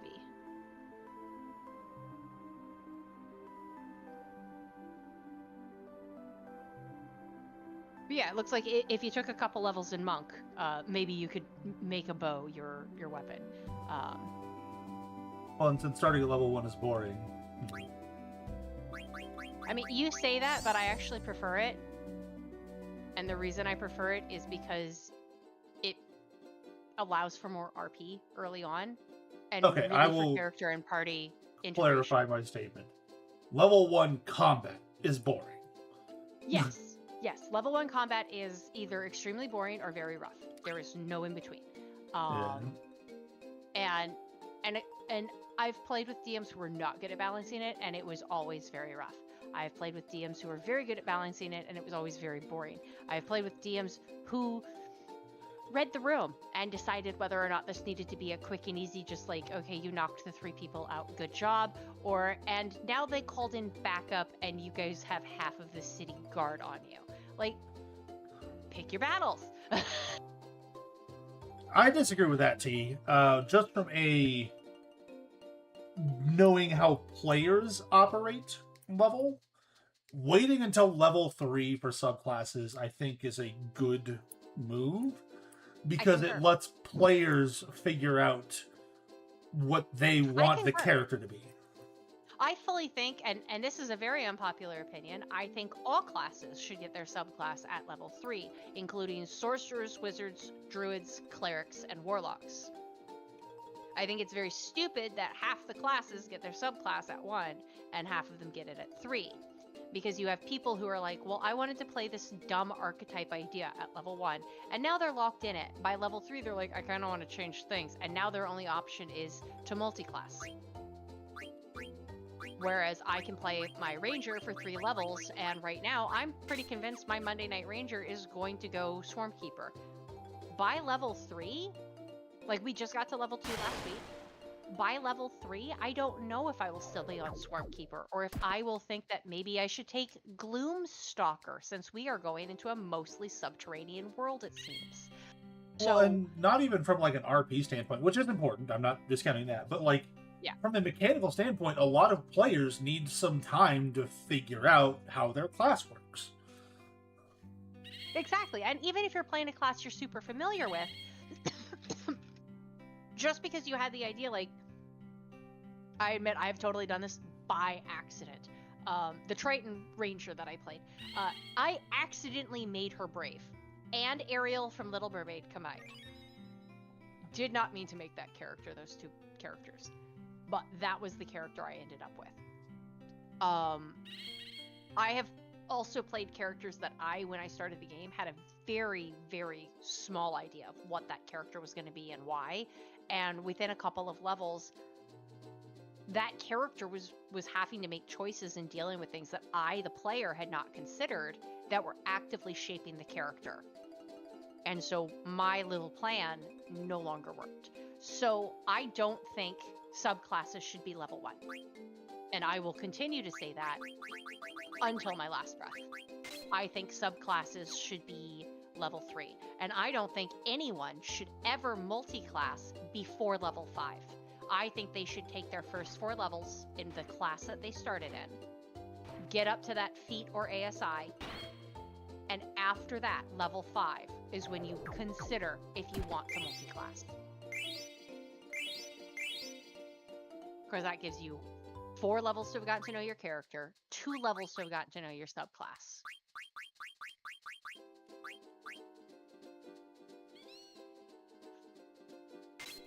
I may make that a rule at my table. No multi-classing before level 5.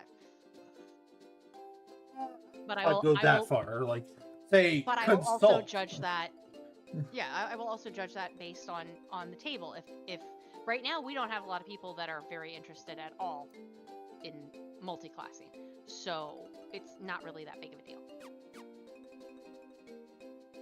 Oh, also, in case you didn't notice, I now have red chocobo and can go over mountains. Oh, I missed the red. She's so cute. I love it.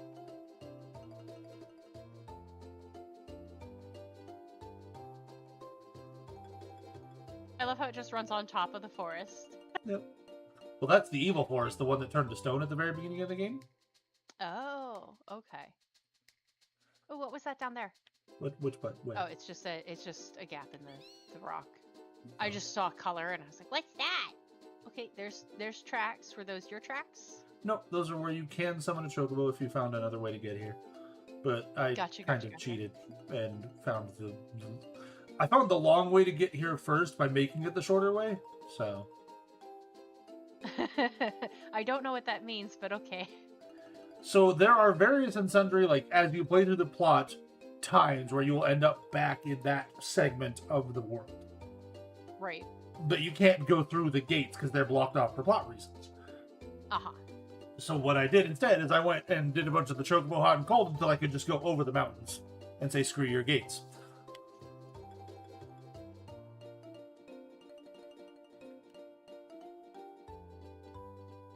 So that's what I did. Ooh, it's a Pidgeotto. I'm gonna catch a pigeon and feed it to my dog.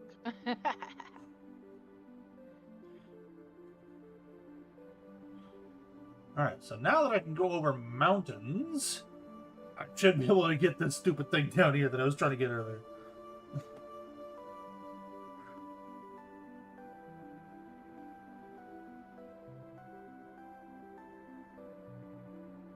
I still can't do, like, the sheer cliff faces, but I can get a lot of places now.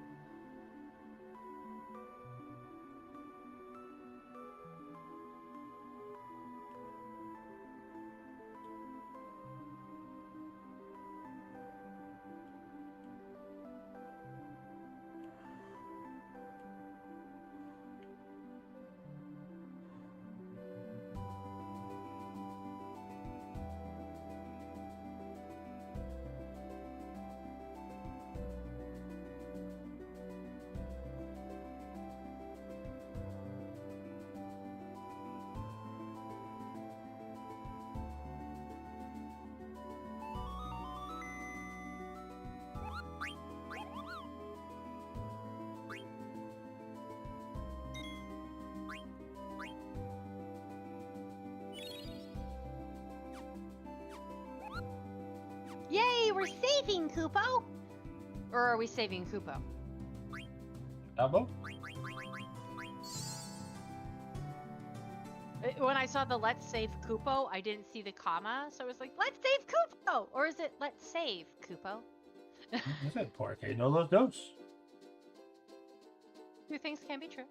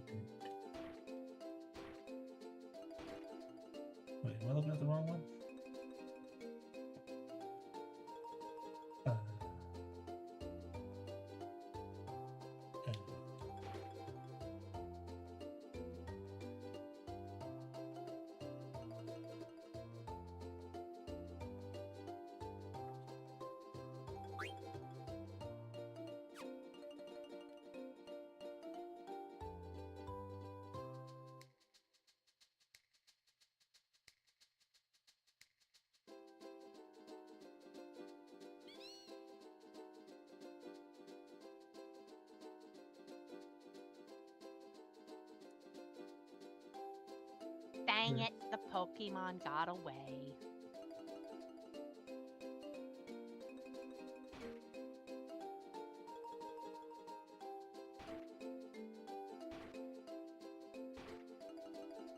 What the heck?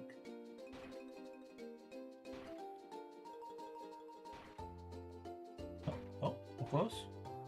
There it is.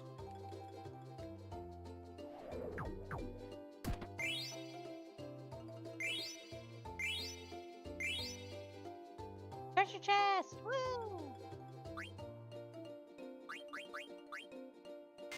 Alright, That was some actually good loot. Oh, I yeah, said yeah. that was actually some good loot. Yeah. Oh, that's what I was gonna do. I was gonna wind up some yarn. So I've taken all of the random balls of cotton and acrylic yarn that I have like partials of from over the years, and I am knitting them all into a giant doily for our glass table, because we have a round glass coffee table in our living room, and I am so sick of having to clean it like every other day or it gets dirty. So right now it's got some really unsightly towels on it, and I am our table. knitting it a blanket. I'll probably knit something nicer and lacy down the line, but for now we're just using the junk yarn because it's a proof of concept.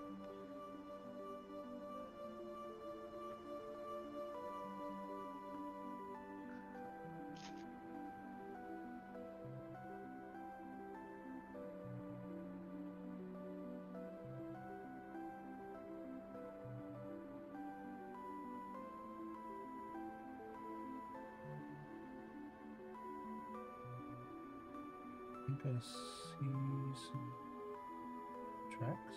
Yeah, there's tracks. Very cool.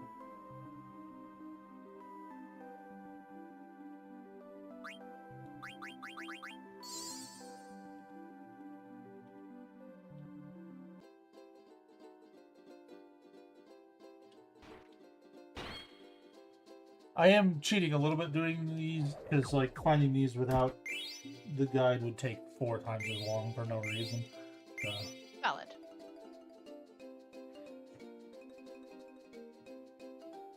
Oh, let me get that one here.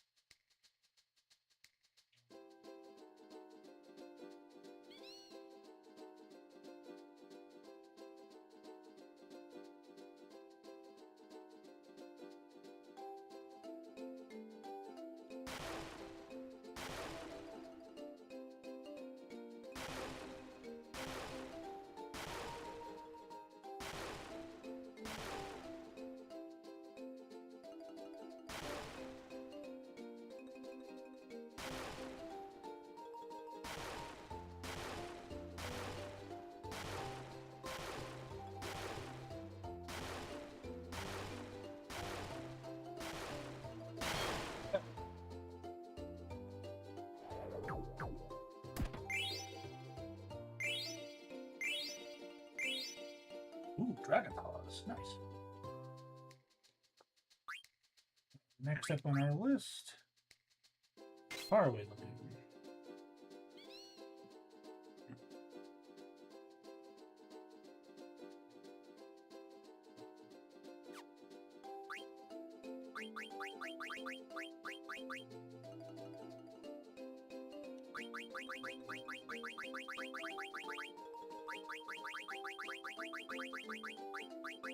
Actually, making some decent progress through the whole chocograph thing.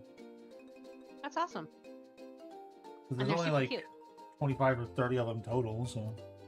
Mm-hmm.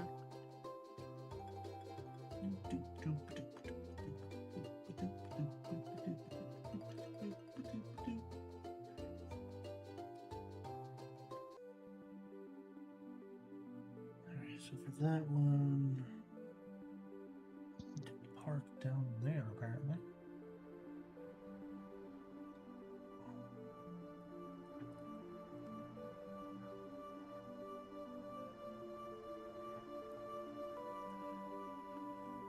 It is time to take our next quick little break, so we are going to do that while I'm getting to the next little treasure chest here. You're really not missing a whole lot, but, you know, stick around and we'll be back in a few minutes.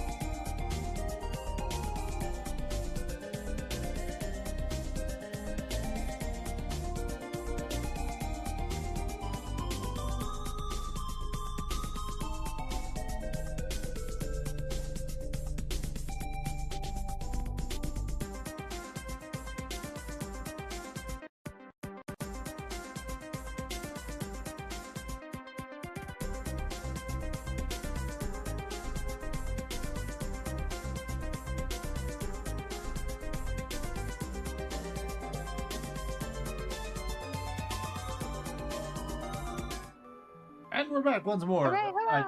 I did get that treasure chest that had 37 potions in it. That was cool. Other Yeah, than very, that, very generous chest. Other than that, it was a Gaia gear, a shield armor. I forget what else. So it wants me to park the boat over here.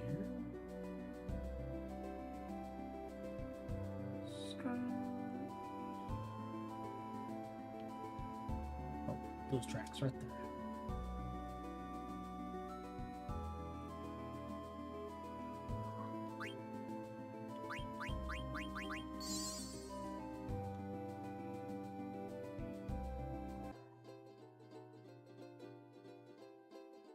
Going down and around.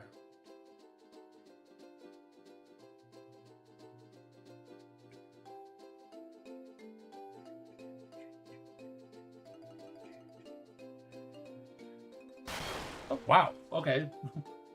I thought I was going to at least guess a little bit, but I just got a first shot. Nice. 6 softs, 4 ethers, some feather boots, an Enkai armlet. Alright, next up, Bird's Eye Lagoon. Alright, that one is... should be fairly easy to get to, actually.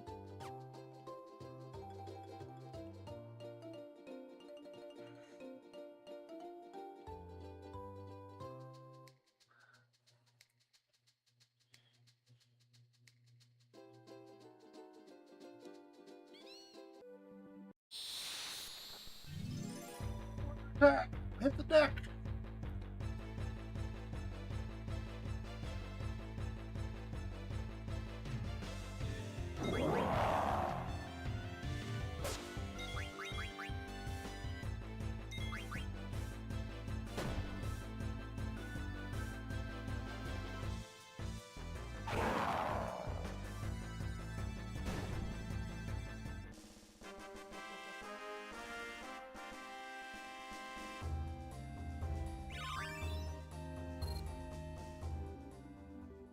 I've been making money running around doing this as well. I was at like $2,000, now I'm at 14,000. You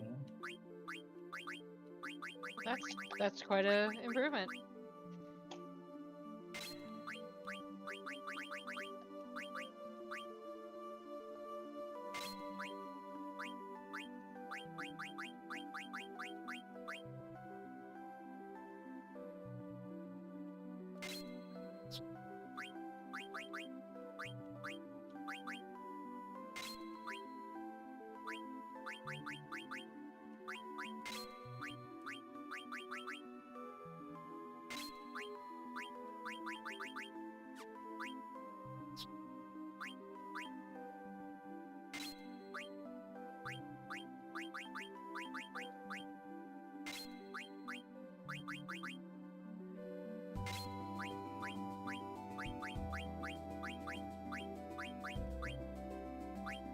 Ooh, a dwibble.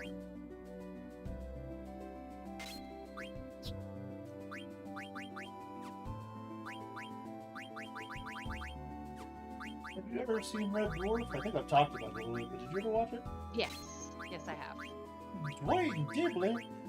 That's just where my brain went.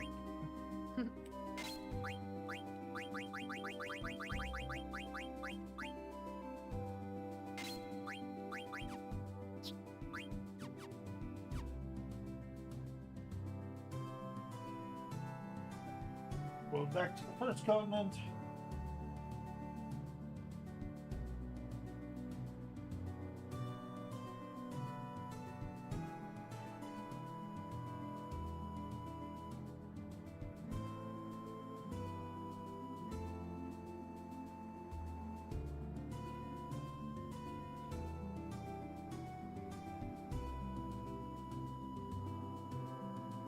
Still haven't seen that hole in the water again, and I'm mildly nervous about that because I don't know where it went. Yeah. Although I am now wondering if it was like a shadow of something above. I don't know. And if it was above, what the heck was it? Yeah.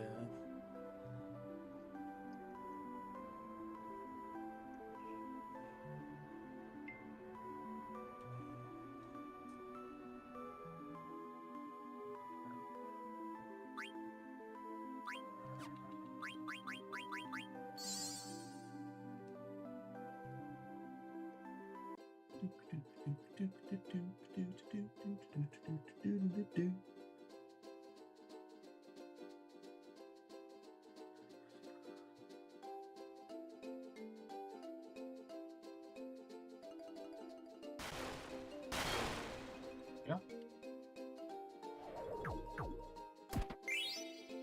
8 more potions, 4 more Phoenix Downs, 3 ethers, a magician robe. Nice. Not too bad.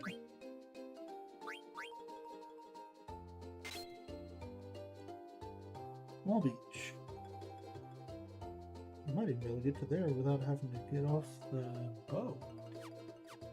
Hang on.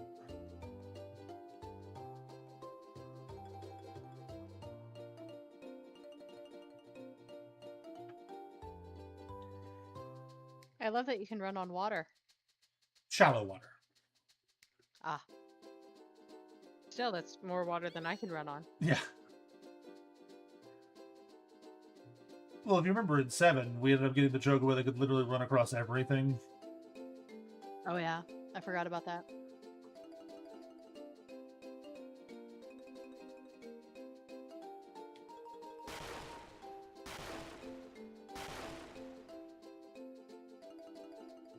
On the beach.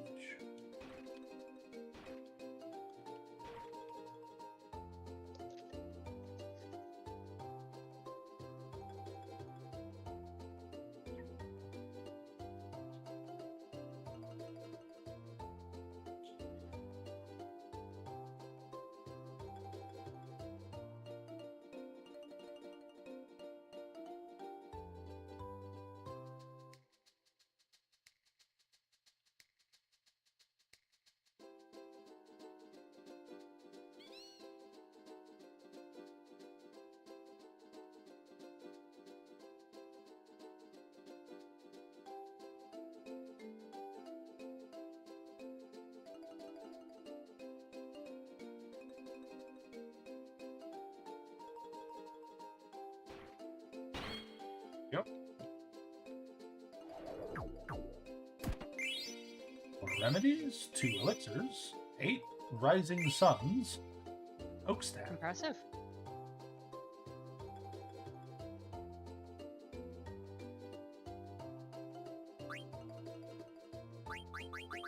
Okay, time to go back to the Chocobo Forest and hunt down some more chocographs.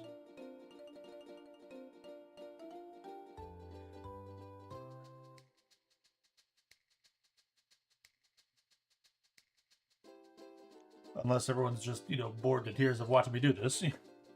No, I'm enjoying the little chocobo running around. Not every day has to be a plot day. Yep.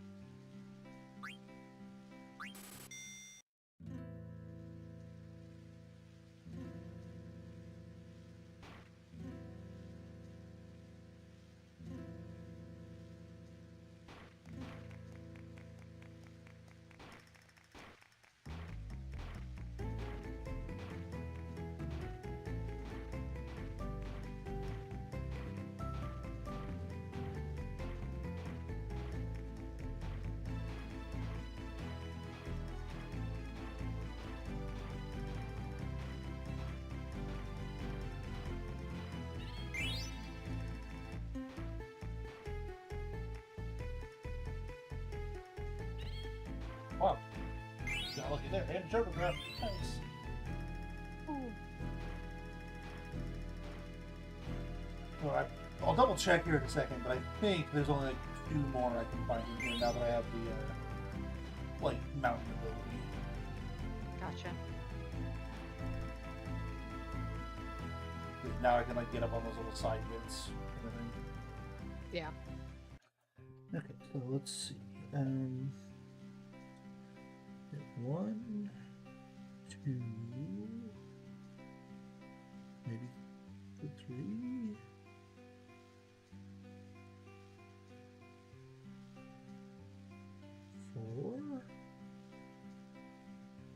Okay, I guess there's 4 more I can find now. That's interesting. But I found 1, so there's only 3 left. So. Nice.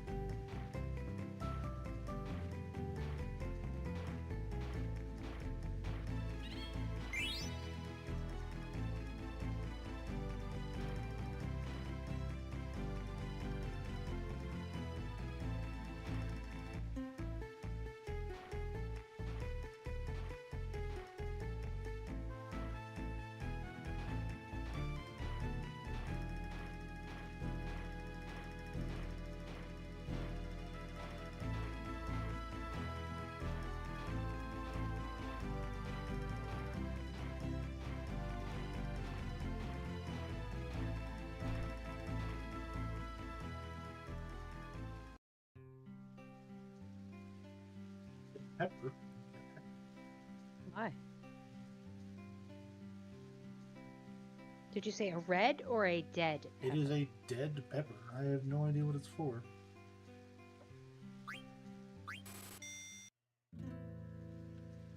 Okay. It's a very spicy pepper, and we should keep it in case we need it. Yeah. That's foreboding. Oh, there's another one. 2 left now, maybe?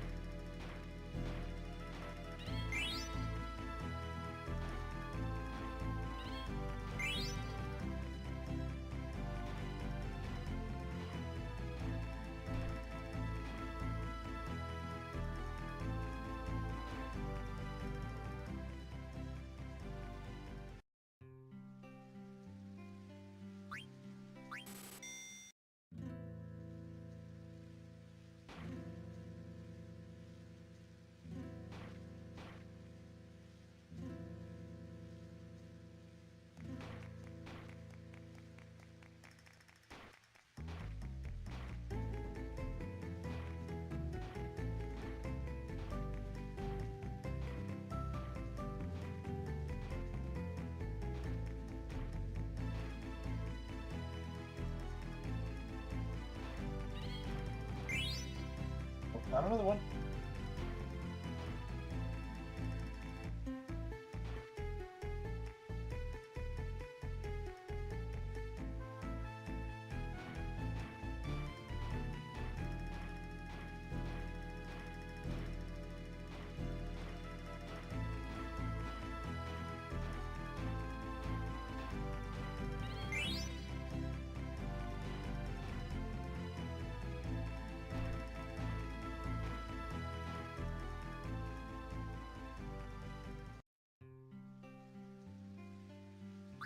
I think there's only 1 more to find.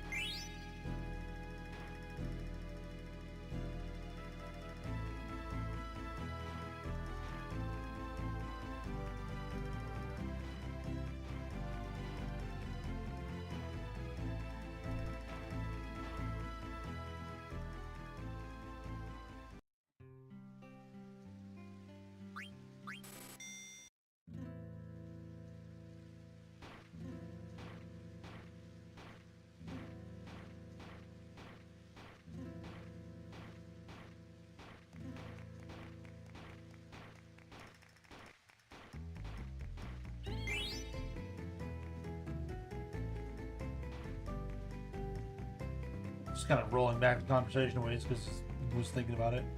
One cosplay I always thought I could pull off. I don't know if you've ever seen or know about Overwatch at all. I don't know Overwatch at all, unfortunately. Okay. It's a hero shooter. I don't think it'd be something you'd be super interested in, but, you know. Okay. There's a character in there called Reinhardt, who is a very enthusiastic German man with a giant hammer and a giant shield, wearing the most ridiculous suit of armor you've ever seen. Gotcha. Fair enough.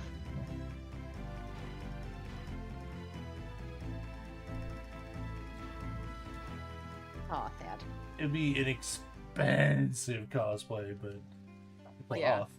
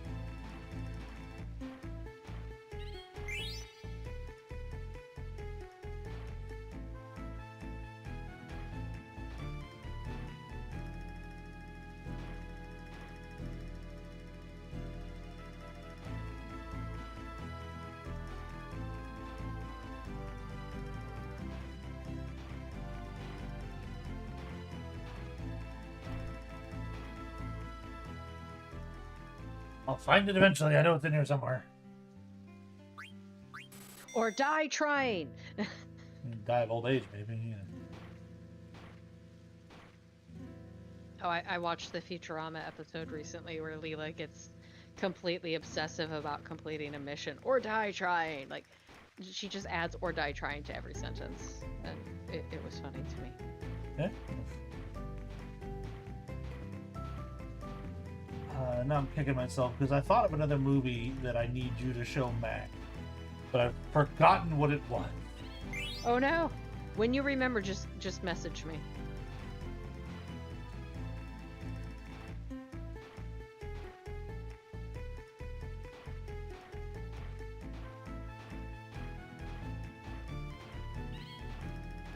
You know, the one upside of having opted to take a leave and it occurring over the summer is I am about to go into my regularly scheduled insomnia period. Huh? Yeah. My body every summer is like, you should be up until 3 or 4 in the morning, maybe sometimes 6, and then sleep until about 10, and then get up and do stuff for a couple hours, and then nap until about 4 or 5, and then get up and do stuff, but that will be when you're up. And I swear, my body was designed to just be like living in a forest 500 years ago. I mean, kind of all of our bodies were, honestly. Like, yeah, like we have not yet adapted to actual industrialized living, and my sleep schedule in the summertime 100% turns into a hunter forager. Like, I'm just sitting here knitting while we're doing this, and probably when you wrap up stream, I'll take my dog for a walk and take care of a few things and then come back inside. But then I'll probably be up most of the night. Like, this is going to be my reality going forward in the very near future. I do want to set up like a at least somewhat regular movie night. Well, I can certainly help with that. Yeah. I'd also want to come up with like at least a handful of movies that I want to make sure we see early, kind of thing. Like, I know we need to show him Young Frankenstein. I know that's the one we talked about. Yeah, I should make that the top of the list.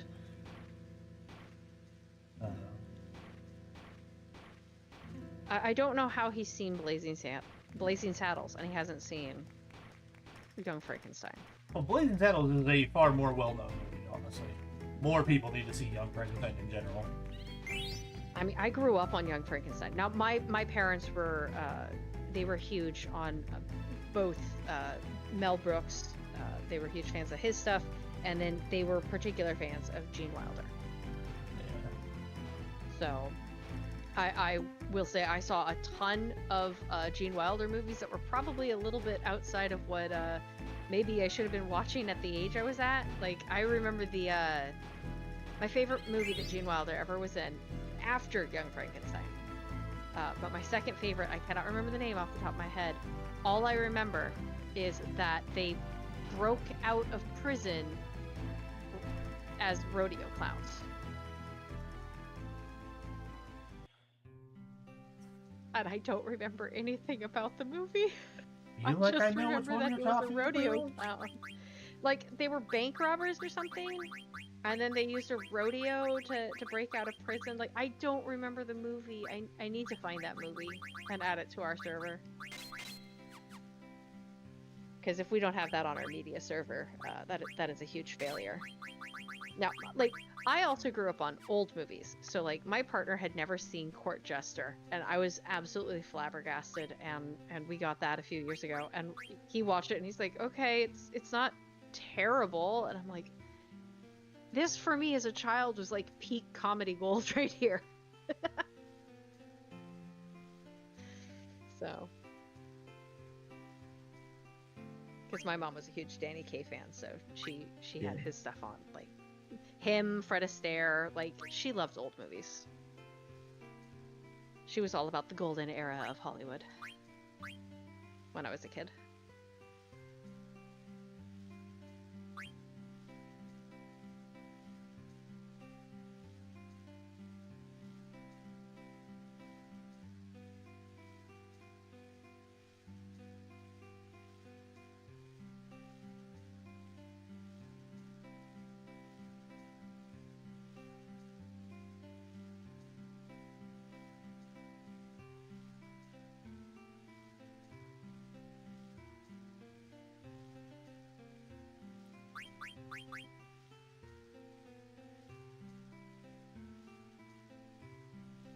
Might have dug up all the photographs and they just wasn't gonna say anything. Because that one's Forgotten Island, which you get at the Sky Garden. That one's Fairy Island, which you get at the Sky Garden. That one's Outer Island 2, which you get at the Lagoon once you have a different power. That one's Outer Island, which you get at the Air Garden again. That one is Mist Ocean, which you need all 6 Choco Graph pieces. Which I don't have yet. I have a couple. Cold Lagoon, which we found. We have Ocean, which is found at Lagoon with different power. We have Sea of Dusk, which is found at Lagoon with different power. And Forgotten Plains, Dusk Plains, Green Plains, Ridden Forest, and then we're on the ones we opened. Okay, yeah, so we have all of them here. Except for maybe like a Chocograph piece, maybe? Gotcha. How many do I have? One too many lots? 1, 2.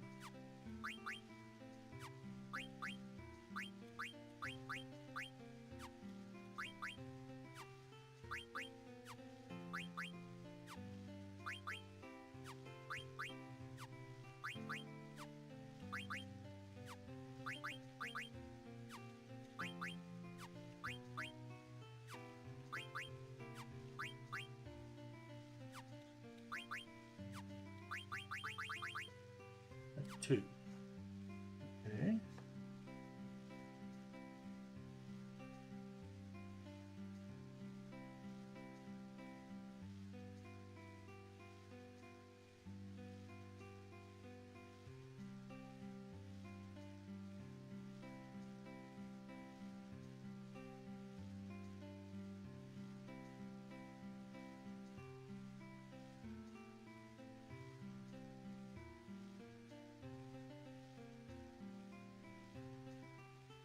There's one more Chocograph piece here somewhere.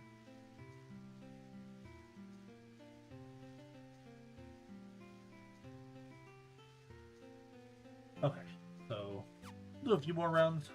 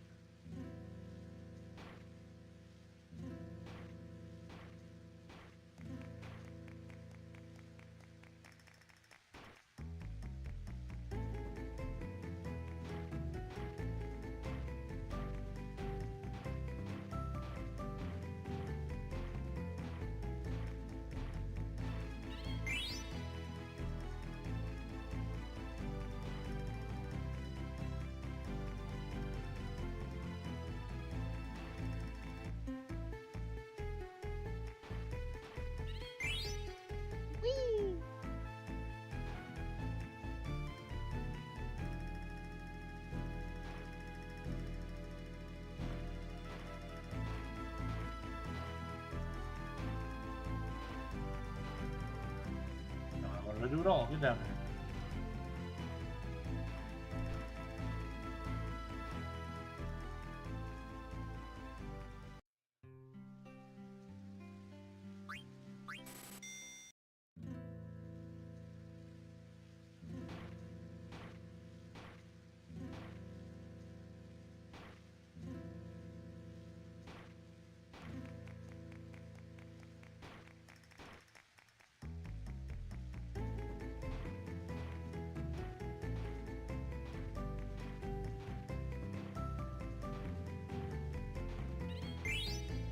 There's another dead pepper. Oh my. Maybe you're gonna make salsa later. With ghost peppers. Basically. Oh my god, speaking of ghost peppers, I was at the store yesterday and I had to get a can because I was laughing so hard. I found Campbell's Chunky Chicken Noodle Soup with ghost pepper. I don't know why that exists, but I had to you buy want one to 'cause clear I your thought- sinuses. Yeah, I was like, I guess if somebody's got, like, you know, dying, that might be something that could, like, kill whatever's in them if it doesn't kill them. But I bought a jar or a can of it for my partner, and his answer was, he looked at me and he's like, "Why would you buy this?" And I'm like, I didn't think you'd believe me when I told you that it existed if I didn't show it to you. And he laughed and he's like, "That's fair."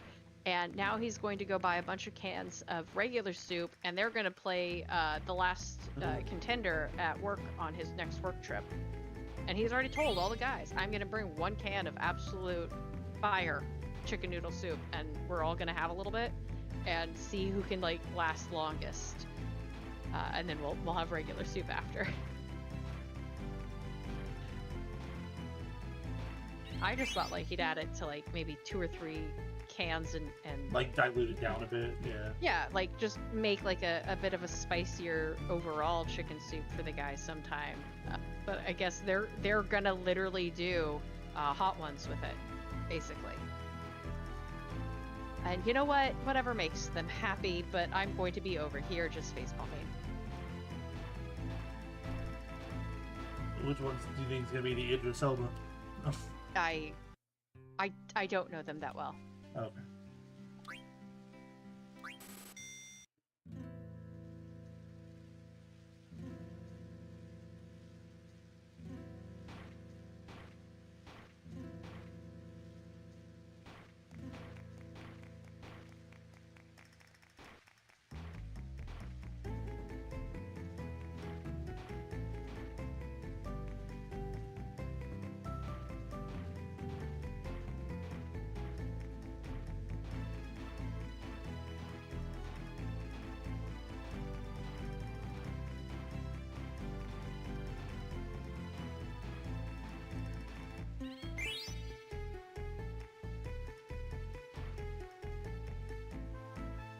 Man, no.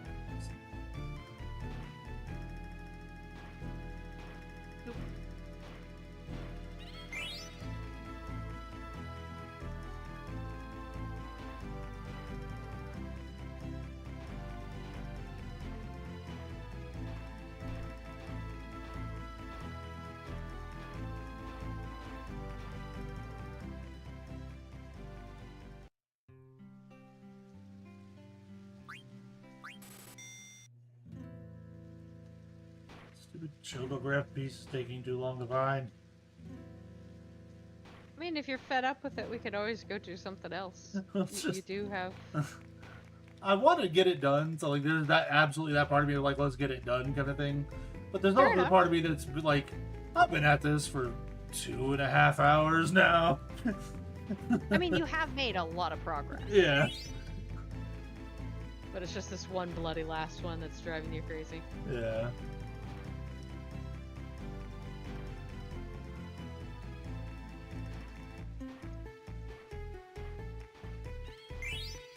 Another dead pepper.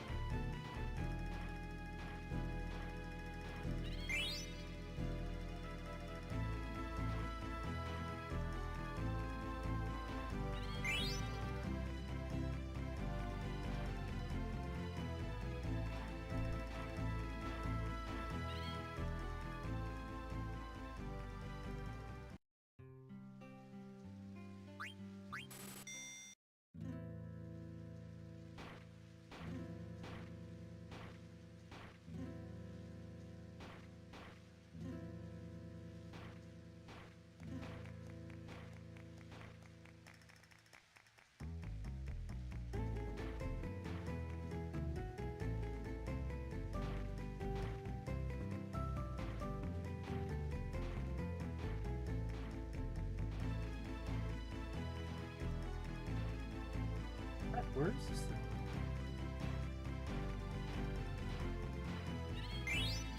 No, it's not in.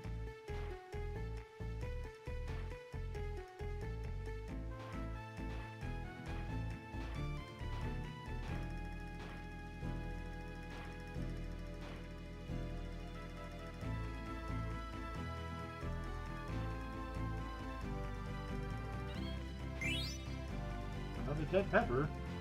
I don't know what I need those for, but I'm finding a bunch.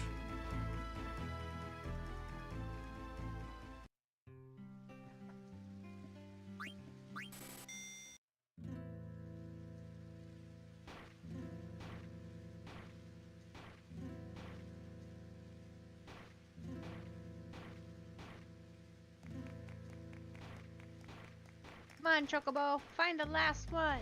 You got this. I mean, the problem has to do with like how much RNG is involved. Like, you just have to. Because the reason I keep going up to that little platform in between each find is I know that the Chocograph piece is up there. Because every other spot has found a location. But I need that to be the item it wants me to find. Right. So.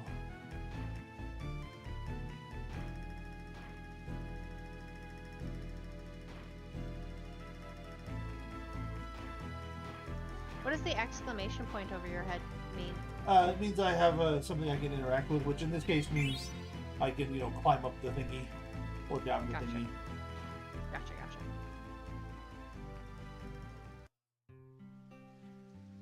Mm.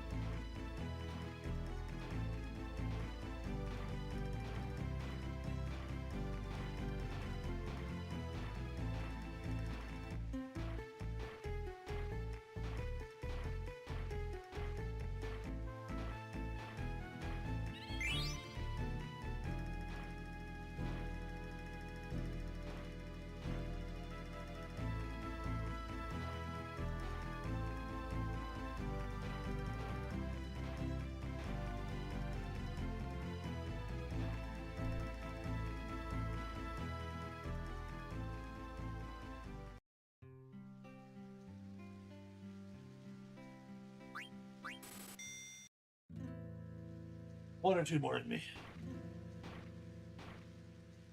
Fingers crossed.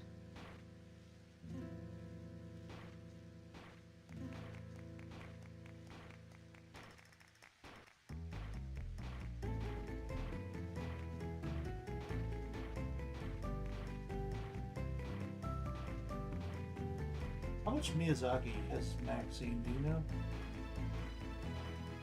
I don't know if he's seen any actually. That could be a couple to throw on the list. Like, I'm not gonna sit here and make him watch all of them, but put on like Mononoke and Spirited Away or something. Maybe Totoro. Yeah. I don't know if Totoro would be quite his jam, but It is a good story, especially if he wants to play the Obajima setting. It's a good watch these movies, understand what we're talking about. In the grand scheme of things, 4 movies is not a... Oh, we could surprise him with Grave of the Fireflies. Oh, I haven't seen that one. Oh, man. So it's not a Miyazaki, first of all, but it is done by Studio Ghibli's second most famous director kind of thing. Right. So it's still Ghibli. Or Ghibli, however you pronounce that. I've heard officially I've always it's said it's Ghibli. Ghibli. Yeah, I've heard that's what the officially is, but Ghibli just feels better. I don't know. But it is an absolutely beautiful, stunning, amazing, fantastic movie that will fuck you up. Noted. You will like be a wreck after watching that movie, and you will never want to watch it again. But it is an amazing movie. Gotcha. The basic premise is like set in the latter parts of World War II, when we were firebombing Japan pretty regularly. A boy and his little sister, lose their parents in one of the firebombings, and they're just trying to survive. Gotcha.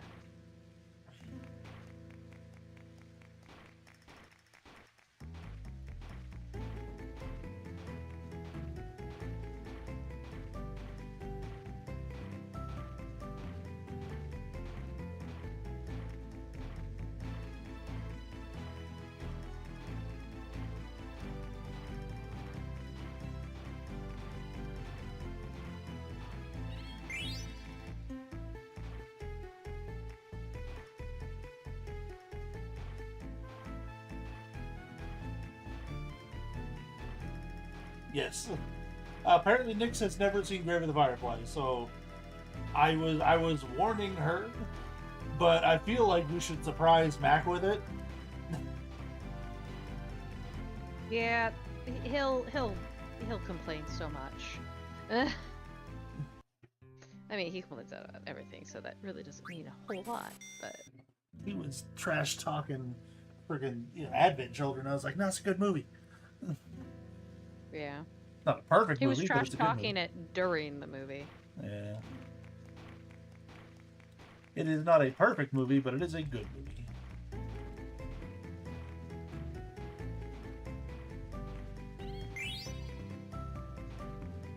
A lot of dead peppers. Still don't know what those are for.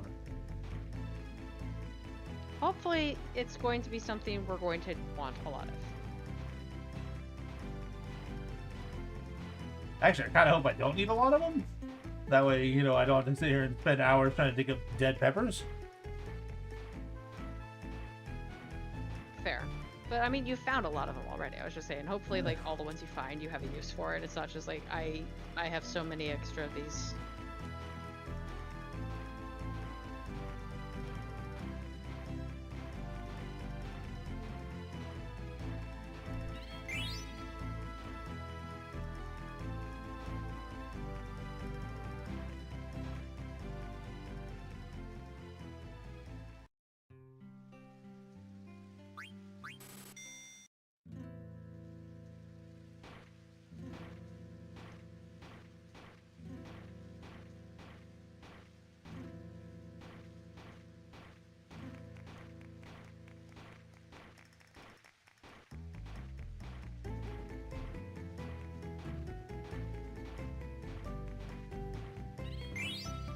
There's another one.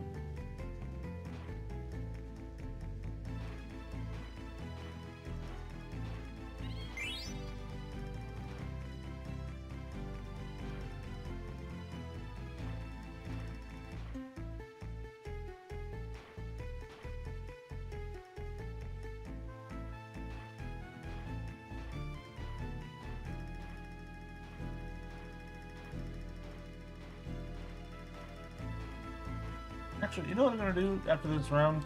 I'm going to look up to see what the reward even is, because I don't remember what the reward is for the one that needs all the chocograph pieces. See if it's even worth continuing trying for this. Yeah. Fair.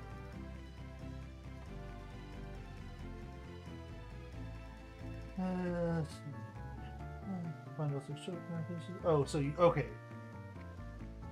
You do need to get to the Sky Island, which lets you get to all the chocograph stuff. Which is also where you get like ribbons and rebirth rings.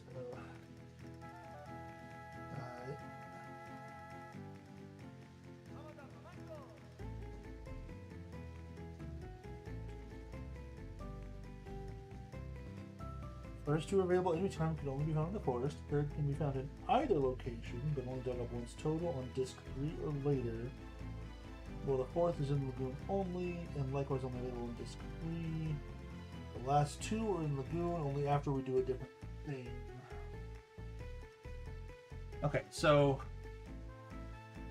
I don't have to find this one here, if I'm understanding this correctly.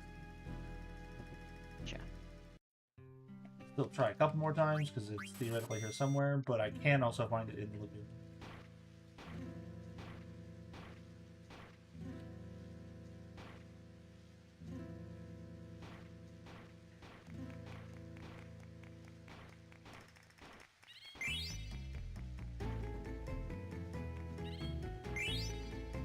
Dang it. It was a thing, but it wasn't what I needed. Unfortunate.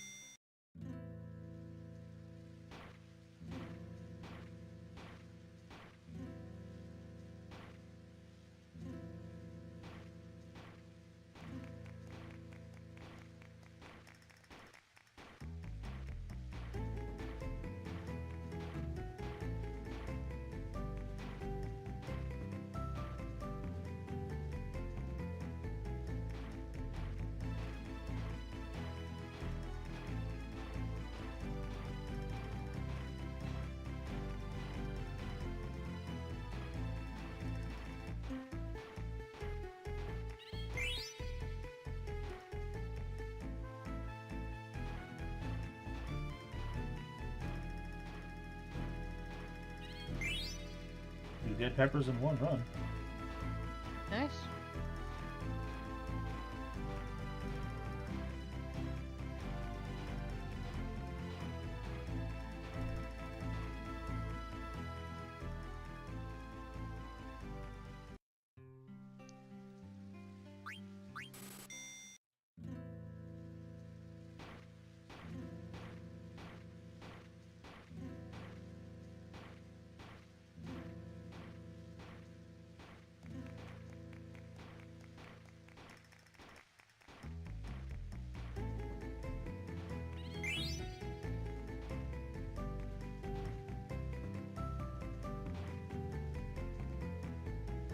Dang it, stop doing that.